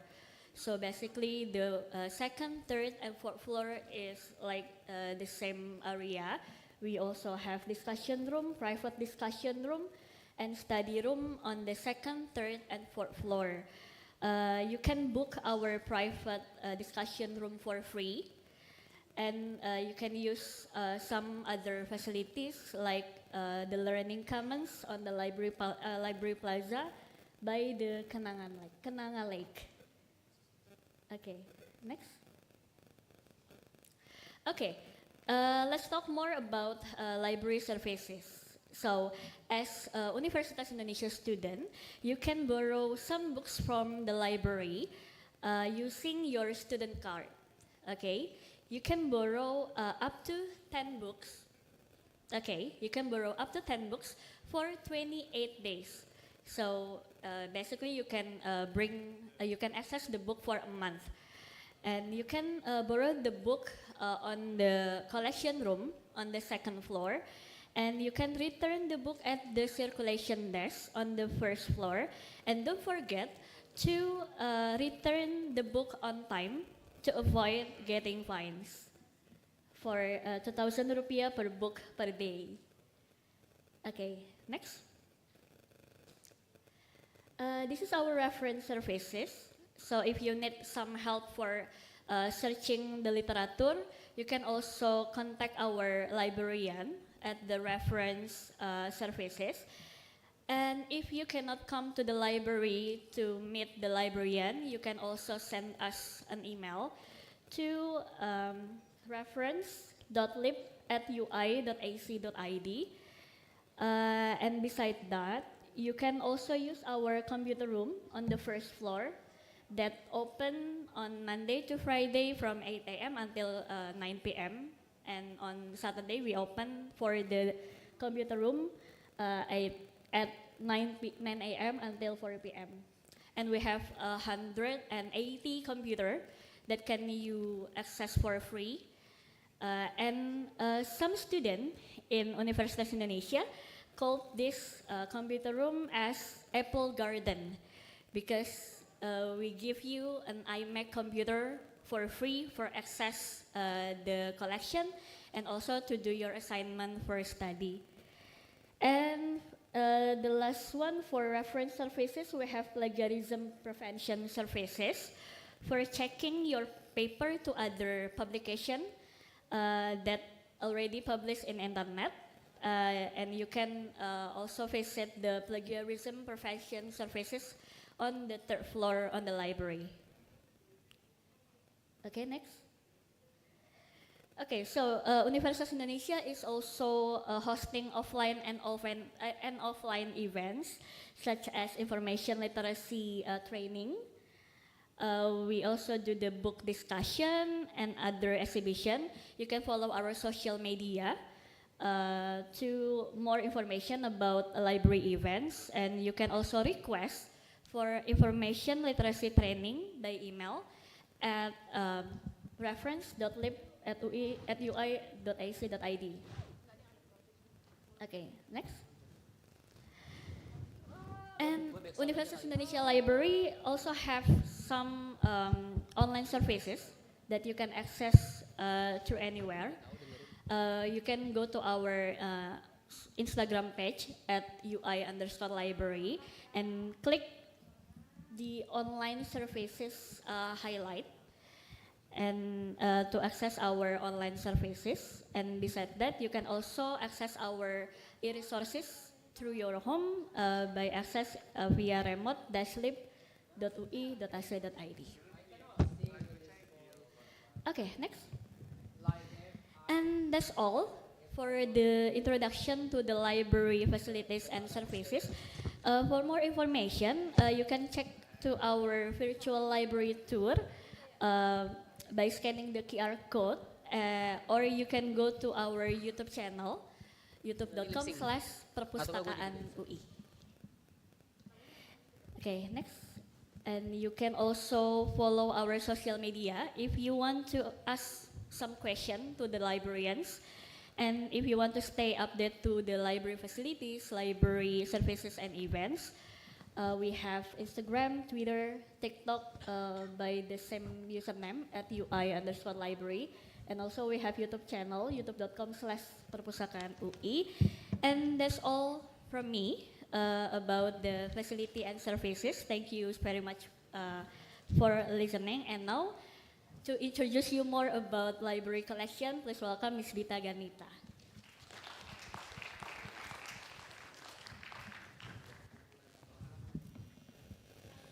All right, thank you, Ms. Mutia, for the introduction to our library facilities and services. And good afternoon to students in Balai Sidang UI, and also good afternoon to people at Zoom. Thank you very much for inviting us today and giving us the opportunity to share to you about our library. Next, we will be talking to you, or we'll be sharing about our library collections. You can share our PowerPoint again. Alright everyone, sometimes when we are studying in the university, you are asked by your lecturers to do some tasks like writing an essay or maybe writing some research papers, and sometimes the topic are not familiar to you. Okay, so how to write about something that are not familiar to you? So the library provide you some references, and we call it library collections, and we can learn about the library collections on the next slide. Alright everyone, so our library collections consist of the printed collections, the digital collections, and then the hybrid collections, meaning that we also have some printed collection that also have been digitized. We have more than 3 million titles of collections, and you can access it in our library, go to our collection room in the library building, or you can also access it online via our website in lib.ui.ac.id. Okay, next slide. Okay, next we will learn about how to access our collections, both the printed and the digital collections, and we can search it through our library website. All right, next.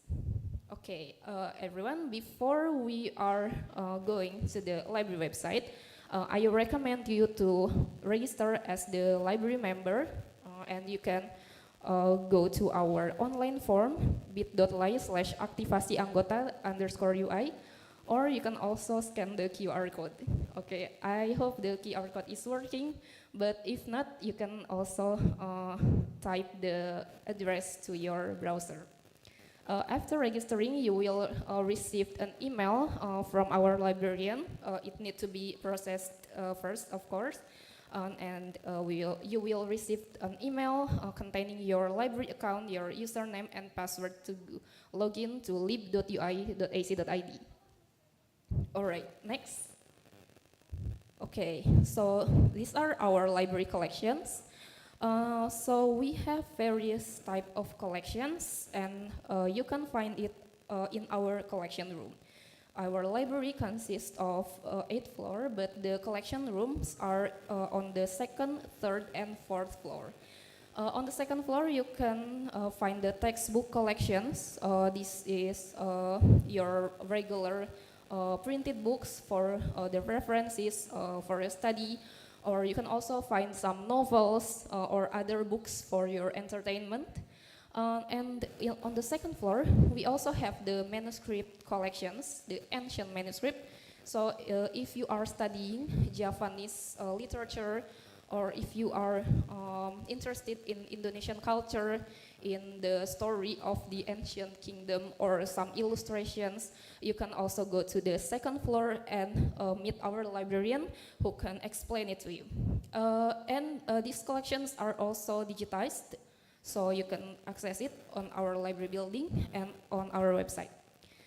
On the third floor, we have something called UI Intellectual Products, or also we call it UIANA Collections or UI Repository.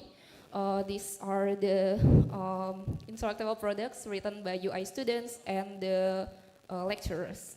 We have some undergraduate thesis, master thesis, or doctoral thesis for your references if you are want to write some research paper. And these collections are available in our website as well. So if you cannot make it to our library, you can go to our website to read the digital collections. On the fourth floor, we have 3 collection rooms. We have the printed journal and magazine, and we also have the reference book collections.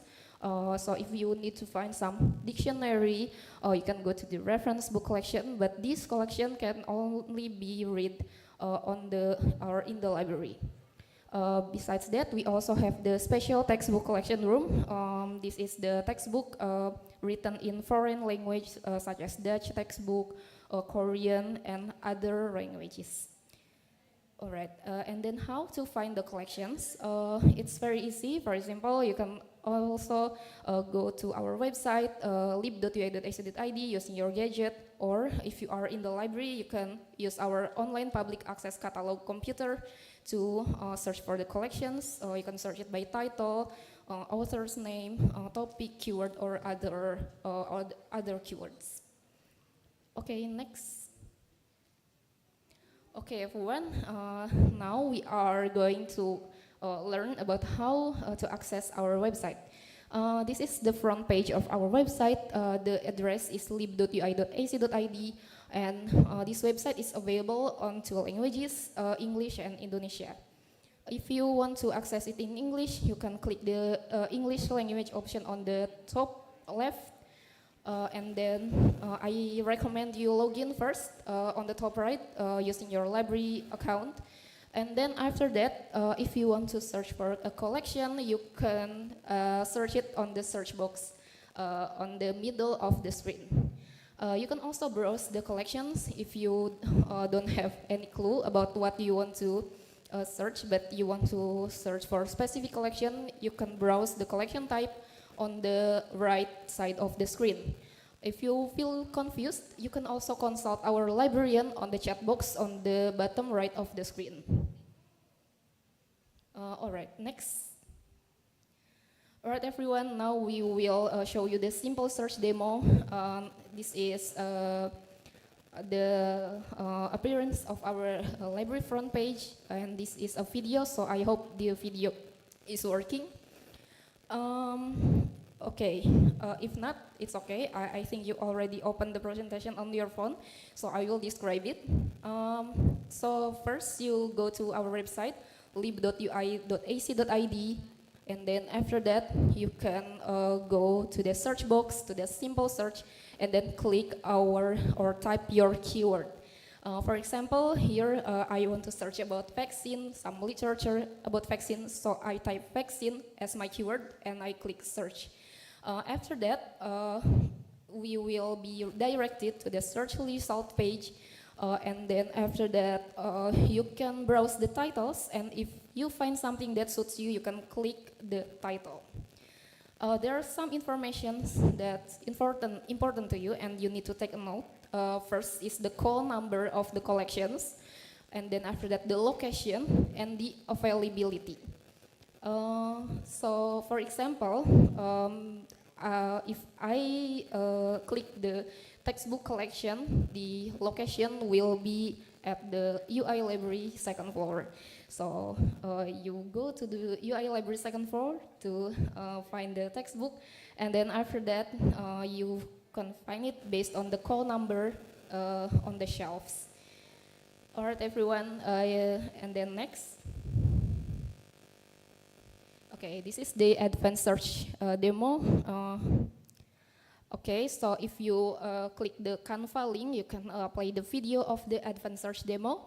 To do that, you can go to the library website, lib.ui.ac.id, and then click the advanced search tab on the search box.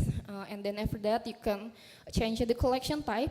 Previously said all, and then now you can change it to whatever collection that you want to search. For example, I want to search thesis collection, so I click the thesis collection. And for the keyword, you can search it by title, keyword, study program, or other type of keywords. And you can type what topic do you want to search. For example, I search for cancer, and after that you can click search. And it's the same, but for the thesis collection, we also have the digital files.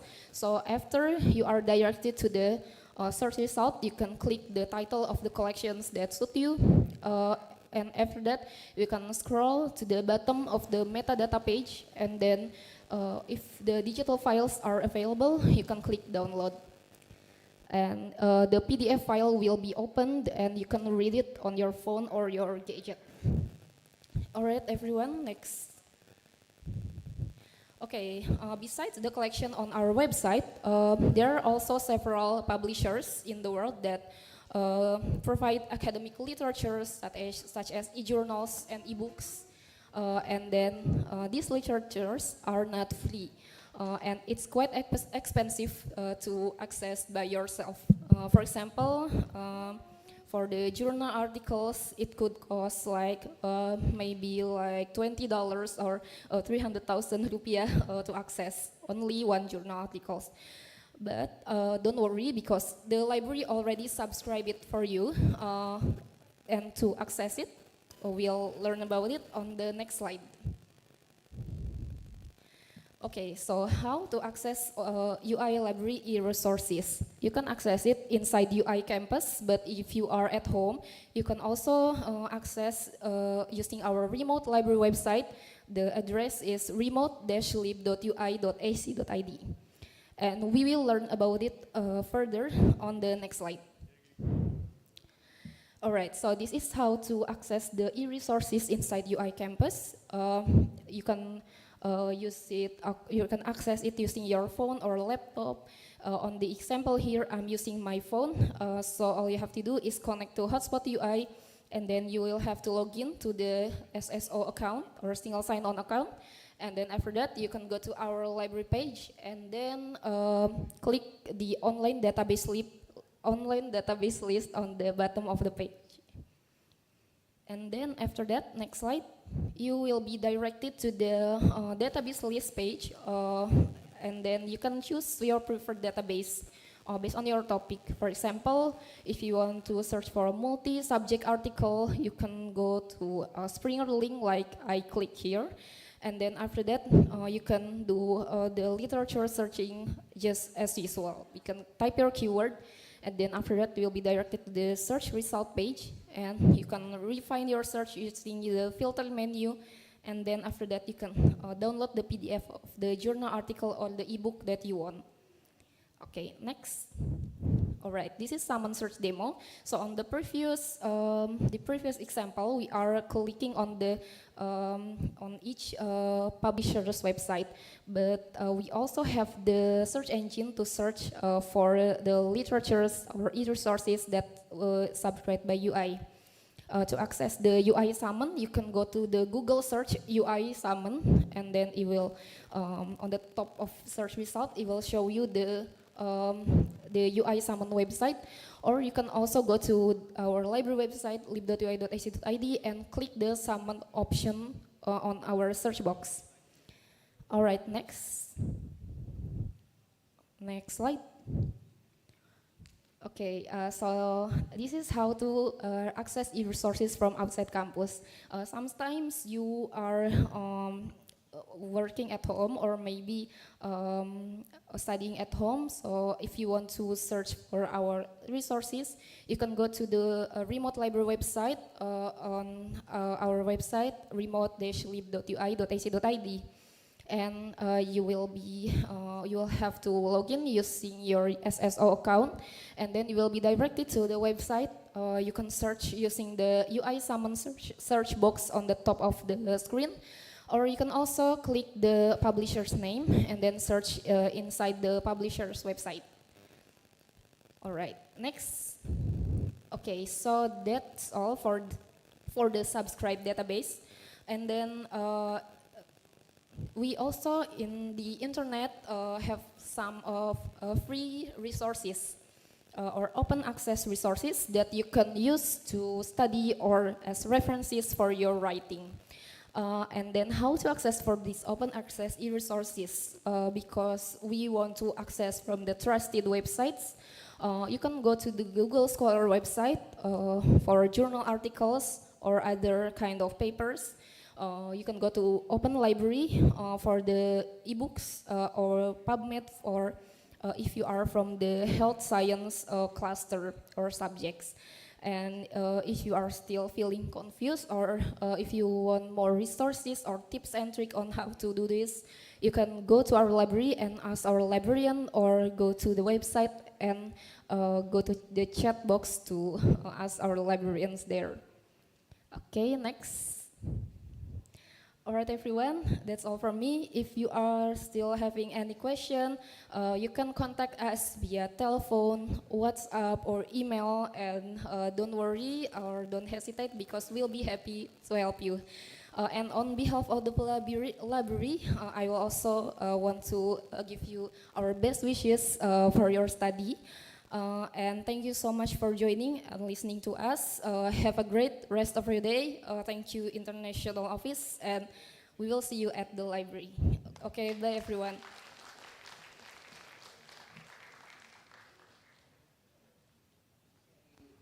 Thank you so much, Ms. Gita and Mutia, for the wonderful presentations. Perhaps we will open a Q&A sessions for the students here and the students on Zoom. If you have questions regarding the UI library, you can raise your hands, and on Zoom you can use the raise hand feature. All right, I'll give you guys maybe a minute.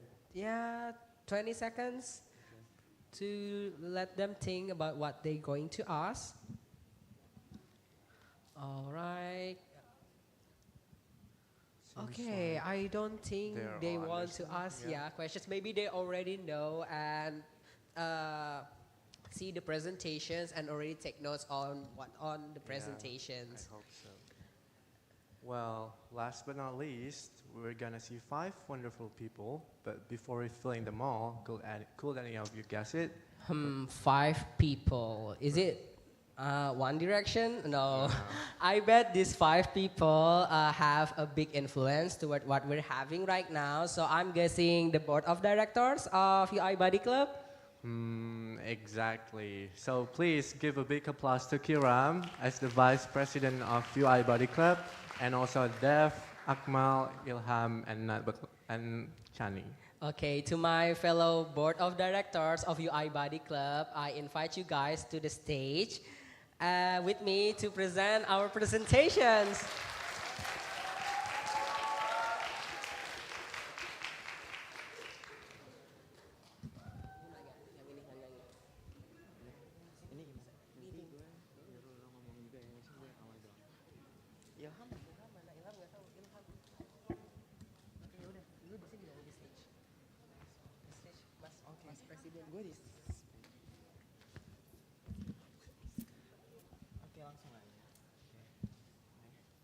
Okay, so hello everyone. Hi. Okay, thank you. So we as the BODs of UI Buddy Club would like to present a short introduction about UI Buddy Club. Sorry, slide please. Okay, so here's UI Buddy Club. Next slide, please. Okay, so first we want to introduce ourselves first, maybe starting from me. So hello, my name is David Jordan Timothy. You can call me Dev. I'm the president of UI Buddy Club for this term 2023 to 2024, and I'm also from Faculty of Humanities, batch 2021. And I'm Muhammad Rizky Ramadan. You have seen me from this morning. Yeah, I'm also your MC for today. I'm Kiram, Muhammad Rizky Ramadan. I'm from Faculty of Computer Science, batch of 2021. Okay, hello. Oh my god. Okay, hello guys. My name is Chaya Rahmani, but I go with Chani. I'm from Faculty of Mathematics and Natural Science. And hello guys, I'm Ilham. Okay, if you see the event, you can see it's my face all the time. Yeah, that's me. And if you can see the group, the name is Ilham, that's me. And yeah, I'm the hit of the event. Hi, my name is Rasha Malika. My name is Rasha Malika Asfarani Gusi Santoso, but people usually call me Akmal. I am the head of publication, design, and documentation for this term's UIBC, and I'm from the Faculty of Psychology, batch 21. Next slide, please. Okay, I would like to explain you the background of UI Buddy Club. So UI Buddy Club is an organization run by UI students with supervision under the International Affairs Office of Universitas Indonesia. So UIBC was first established in 2012. And UIBC, as you already know, that we aim to help international students settle in Indonesia, not only in terms of immigration affairs, but also in terms of social and cultural manners, by becoming their buddy. So we also will hold events for the international students together with the international office. And the second one is, each international student, as you already know, that we will assign you to a group consisting of 3 buddies, including one of your main buddy. And if your main buddy is not available at a given time, you can ask the other 2 buddies in your group. And as our means of communication, we will use 2 WhatsApp group, which some of you maybe already joined it. Okay, next slide. Okay, for this term, we have the tagline or theme, Connecting Horizons. So Connecting Horizons represents the idea of expanding boundaries, fostering connection, and embracing new possibilities. So it signifies the act of exploring the unknown and finding harmony. So each buddy and foreign or international students bring their unique background and perspective, representing different horizons and that come together in one place and are ultimately connected by an overshared, overarching horizon. Next slide. So this is our structure. So we also have the head, like they already introduced themselves, and also we have the staffs.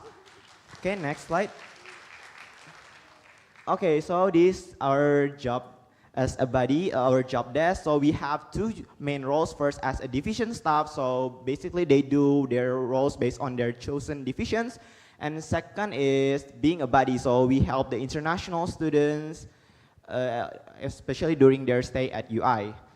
Next slide, please. Okay, maybe Kiram would like to explain this. Okay, yeah, so this is our basically job description for the whole semester to help you guys. The first one, contacting the international students. As you guys know, we sent you email and also contact you through our WhatsApp for you guys to join and give you guys information. And the pre-departure preparations, we already have this meeting also along with international office.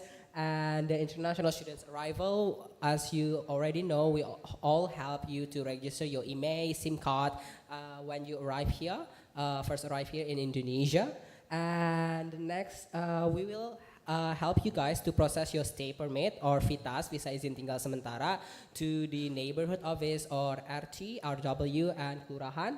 and also going to the immigration office, which we will do maybe in a bit later, maybe this week. And also we will help you on academic matters like today, orientation days, faculty registration, university registration.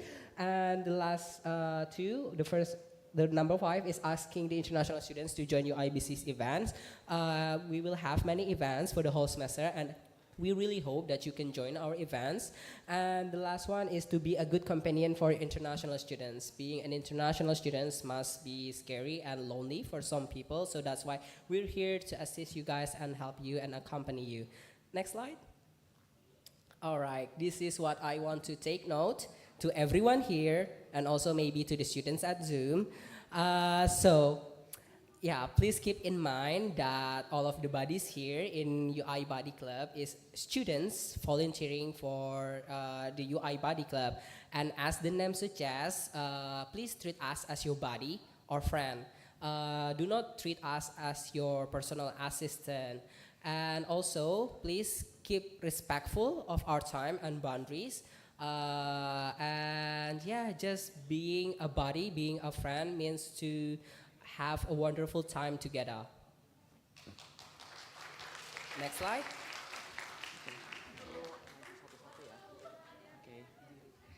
Okay, actually, I don't have to explain.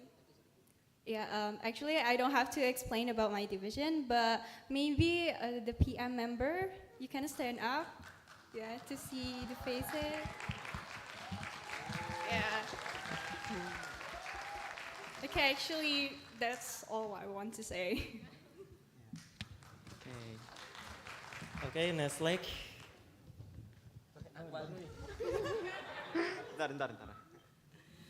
Okay, so after PM, this is these are my children, basically. These are the people that help me run the Instagram account and the TikTok account.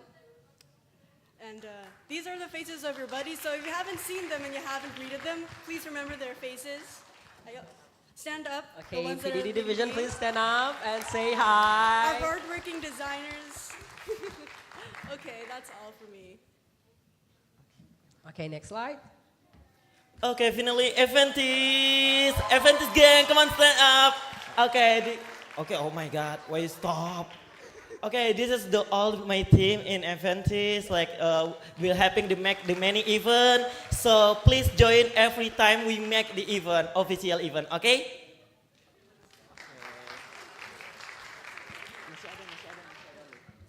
Okay, Next next slide. don't It will be an interesting slide. Okay, we have senior body, but she's not coming today. I'm so sorry to that. Okay, next slide. Okay, to our event, we have the U-Boat, like UIBC Goes to Culture. This event, like you coming to some place, either you have many event with the culture, like membatik, or you dancing traditional like that. That's the event. Okay, and then we have the ODB, On Day with Buddies.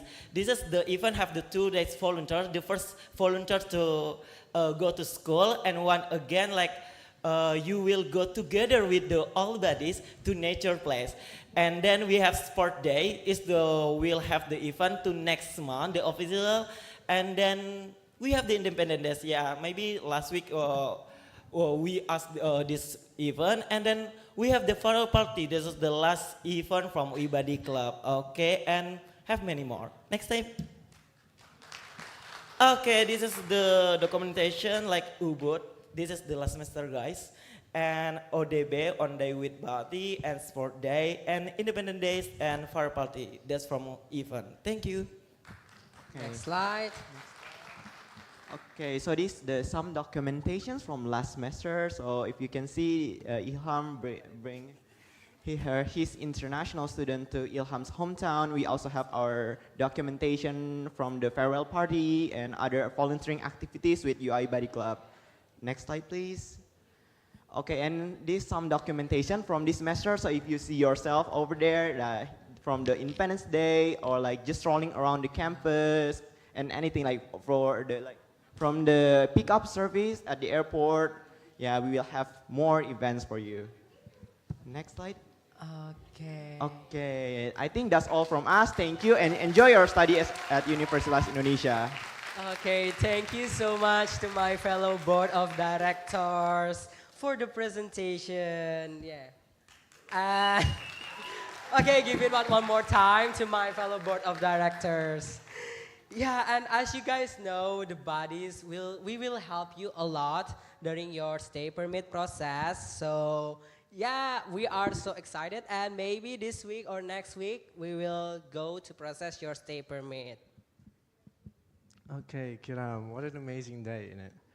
And I believe we are almost at the end of the event, the orientation. Yes, Rakan, we are almost at the end of the event, but before we really close this event, I think we should watch some entertainment brought by the bodies here, right? And I also heard that my partner, his Rakan, he will sing a song to you guys. So please, everyone, give it up to Rakan, who will cover a song titled One Last Cry by Brian Kem. Give him a big round of applause.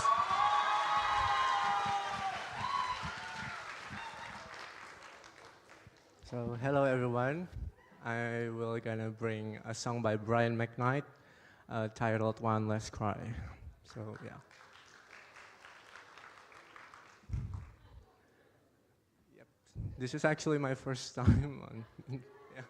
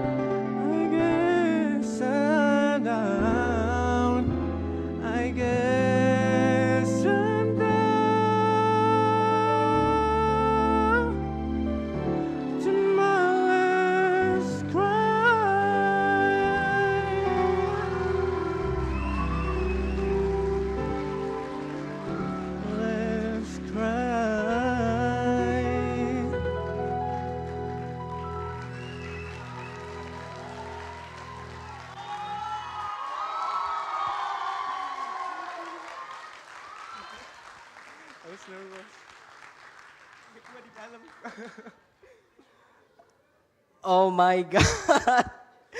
That is so amazing. Don't you guys agree? Wow. Well, how do you feel just singing in front of the people here? Well, very nervous because it was my first time, but I feel good. Okay, but now, today we're going to do another dance. And I hope you guys can stand up, the international students here. And also I invite the buddies to come on the stage to do Pocho Pocho dance. So Pocho Pocho dance is one of our traditional dance that we do for exercising. And for you guys at home, you can also join us if you want. But I invite all of my buddies here to come on stage to do the Pocho Pocho dance. Okay, now everyone please stand up. You can follow along. There will be videos shown on screen, or you can also follow the buddies here.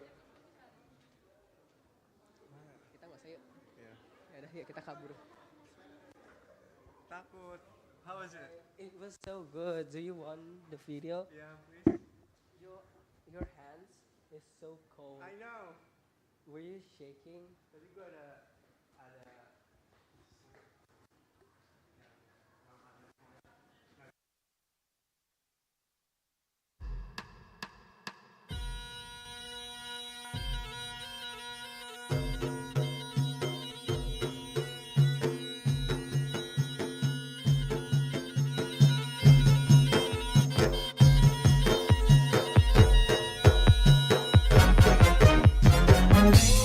Papa,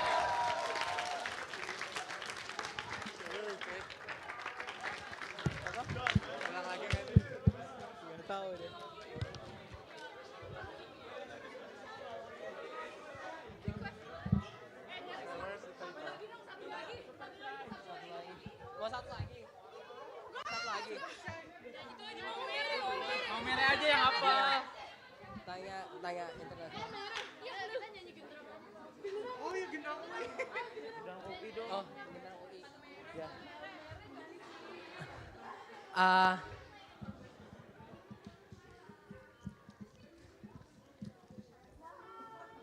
mau nyanyi Gendrang UI.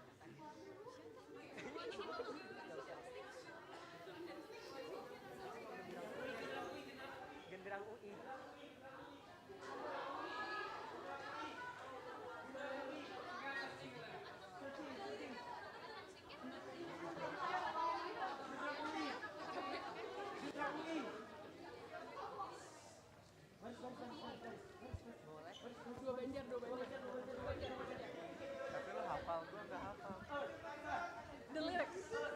Okay. Okay, to the buddies.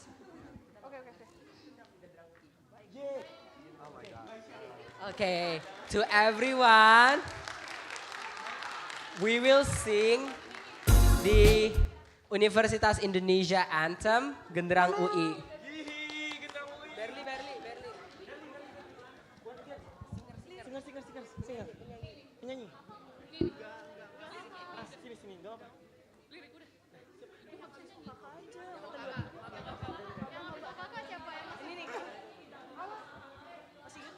Guys, maju guys ke depan guys. Tes. Come here. Kak, bawa lirik. Geser. Oke.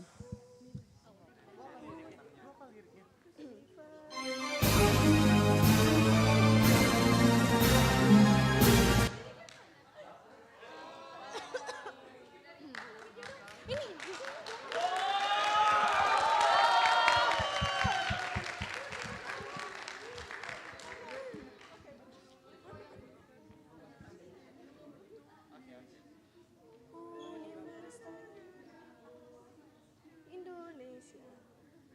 Universitas. Bukan. Gue jadi yang tengah-tengah.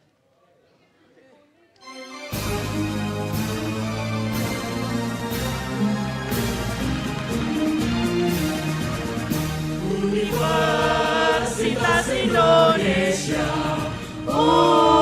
Universitas kami, ibu kota negara, pusat ilmu budaya bangsa, kami mahasiswa, pengabdi cinta, menuntut ilmu pengabdi luhur, untuk nusa dan bangsa.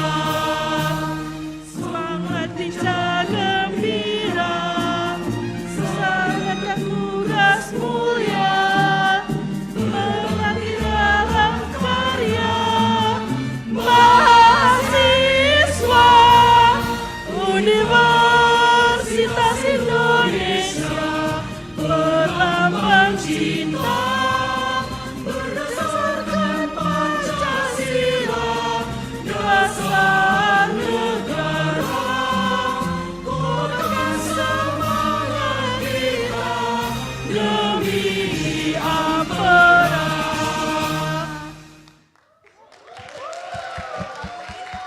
Rasa ini Gatot Kacau. Kebebasan.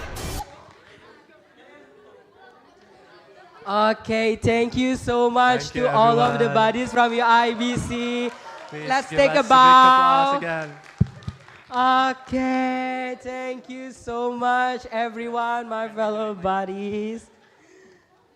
Wow, what an amazing day today, isn't it?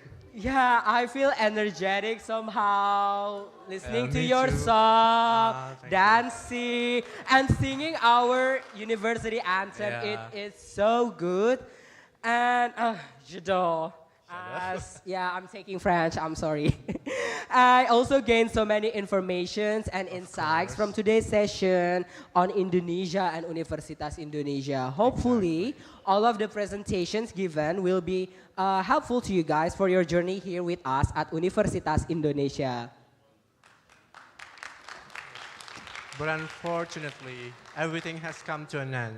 And I'm very sad to inform this, but our event is finally finished. However, we hope that this event gives you lots of knowledges, happiness, and of course, sentiment of being a part of Universitas Indonesia student. I am Kiram, the Vice President of UI Buddy Club from Faculty of Computer Science. I am Rakan. We thank you for your presence and See see you you next next time. time.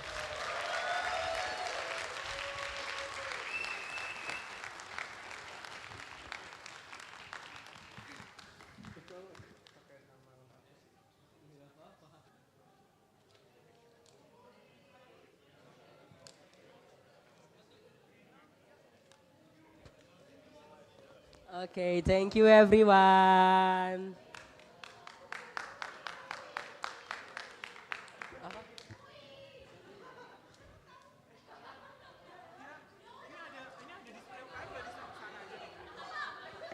Recording stopped.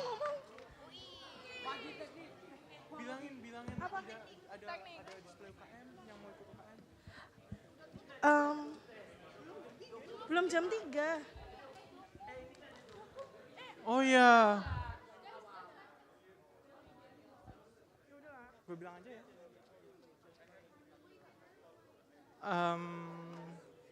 Guys, so we have.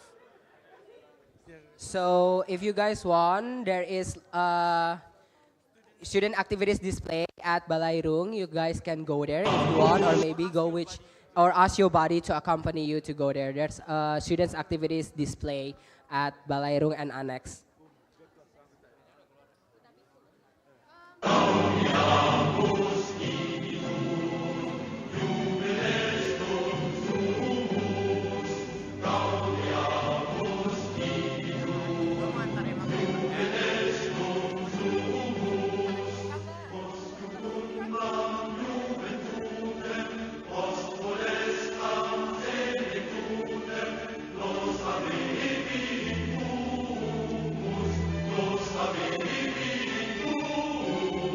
Badis, dokum dulu yuk ke depan stage. Kita dokum dulu yuk foto-foto di depan stage, badis.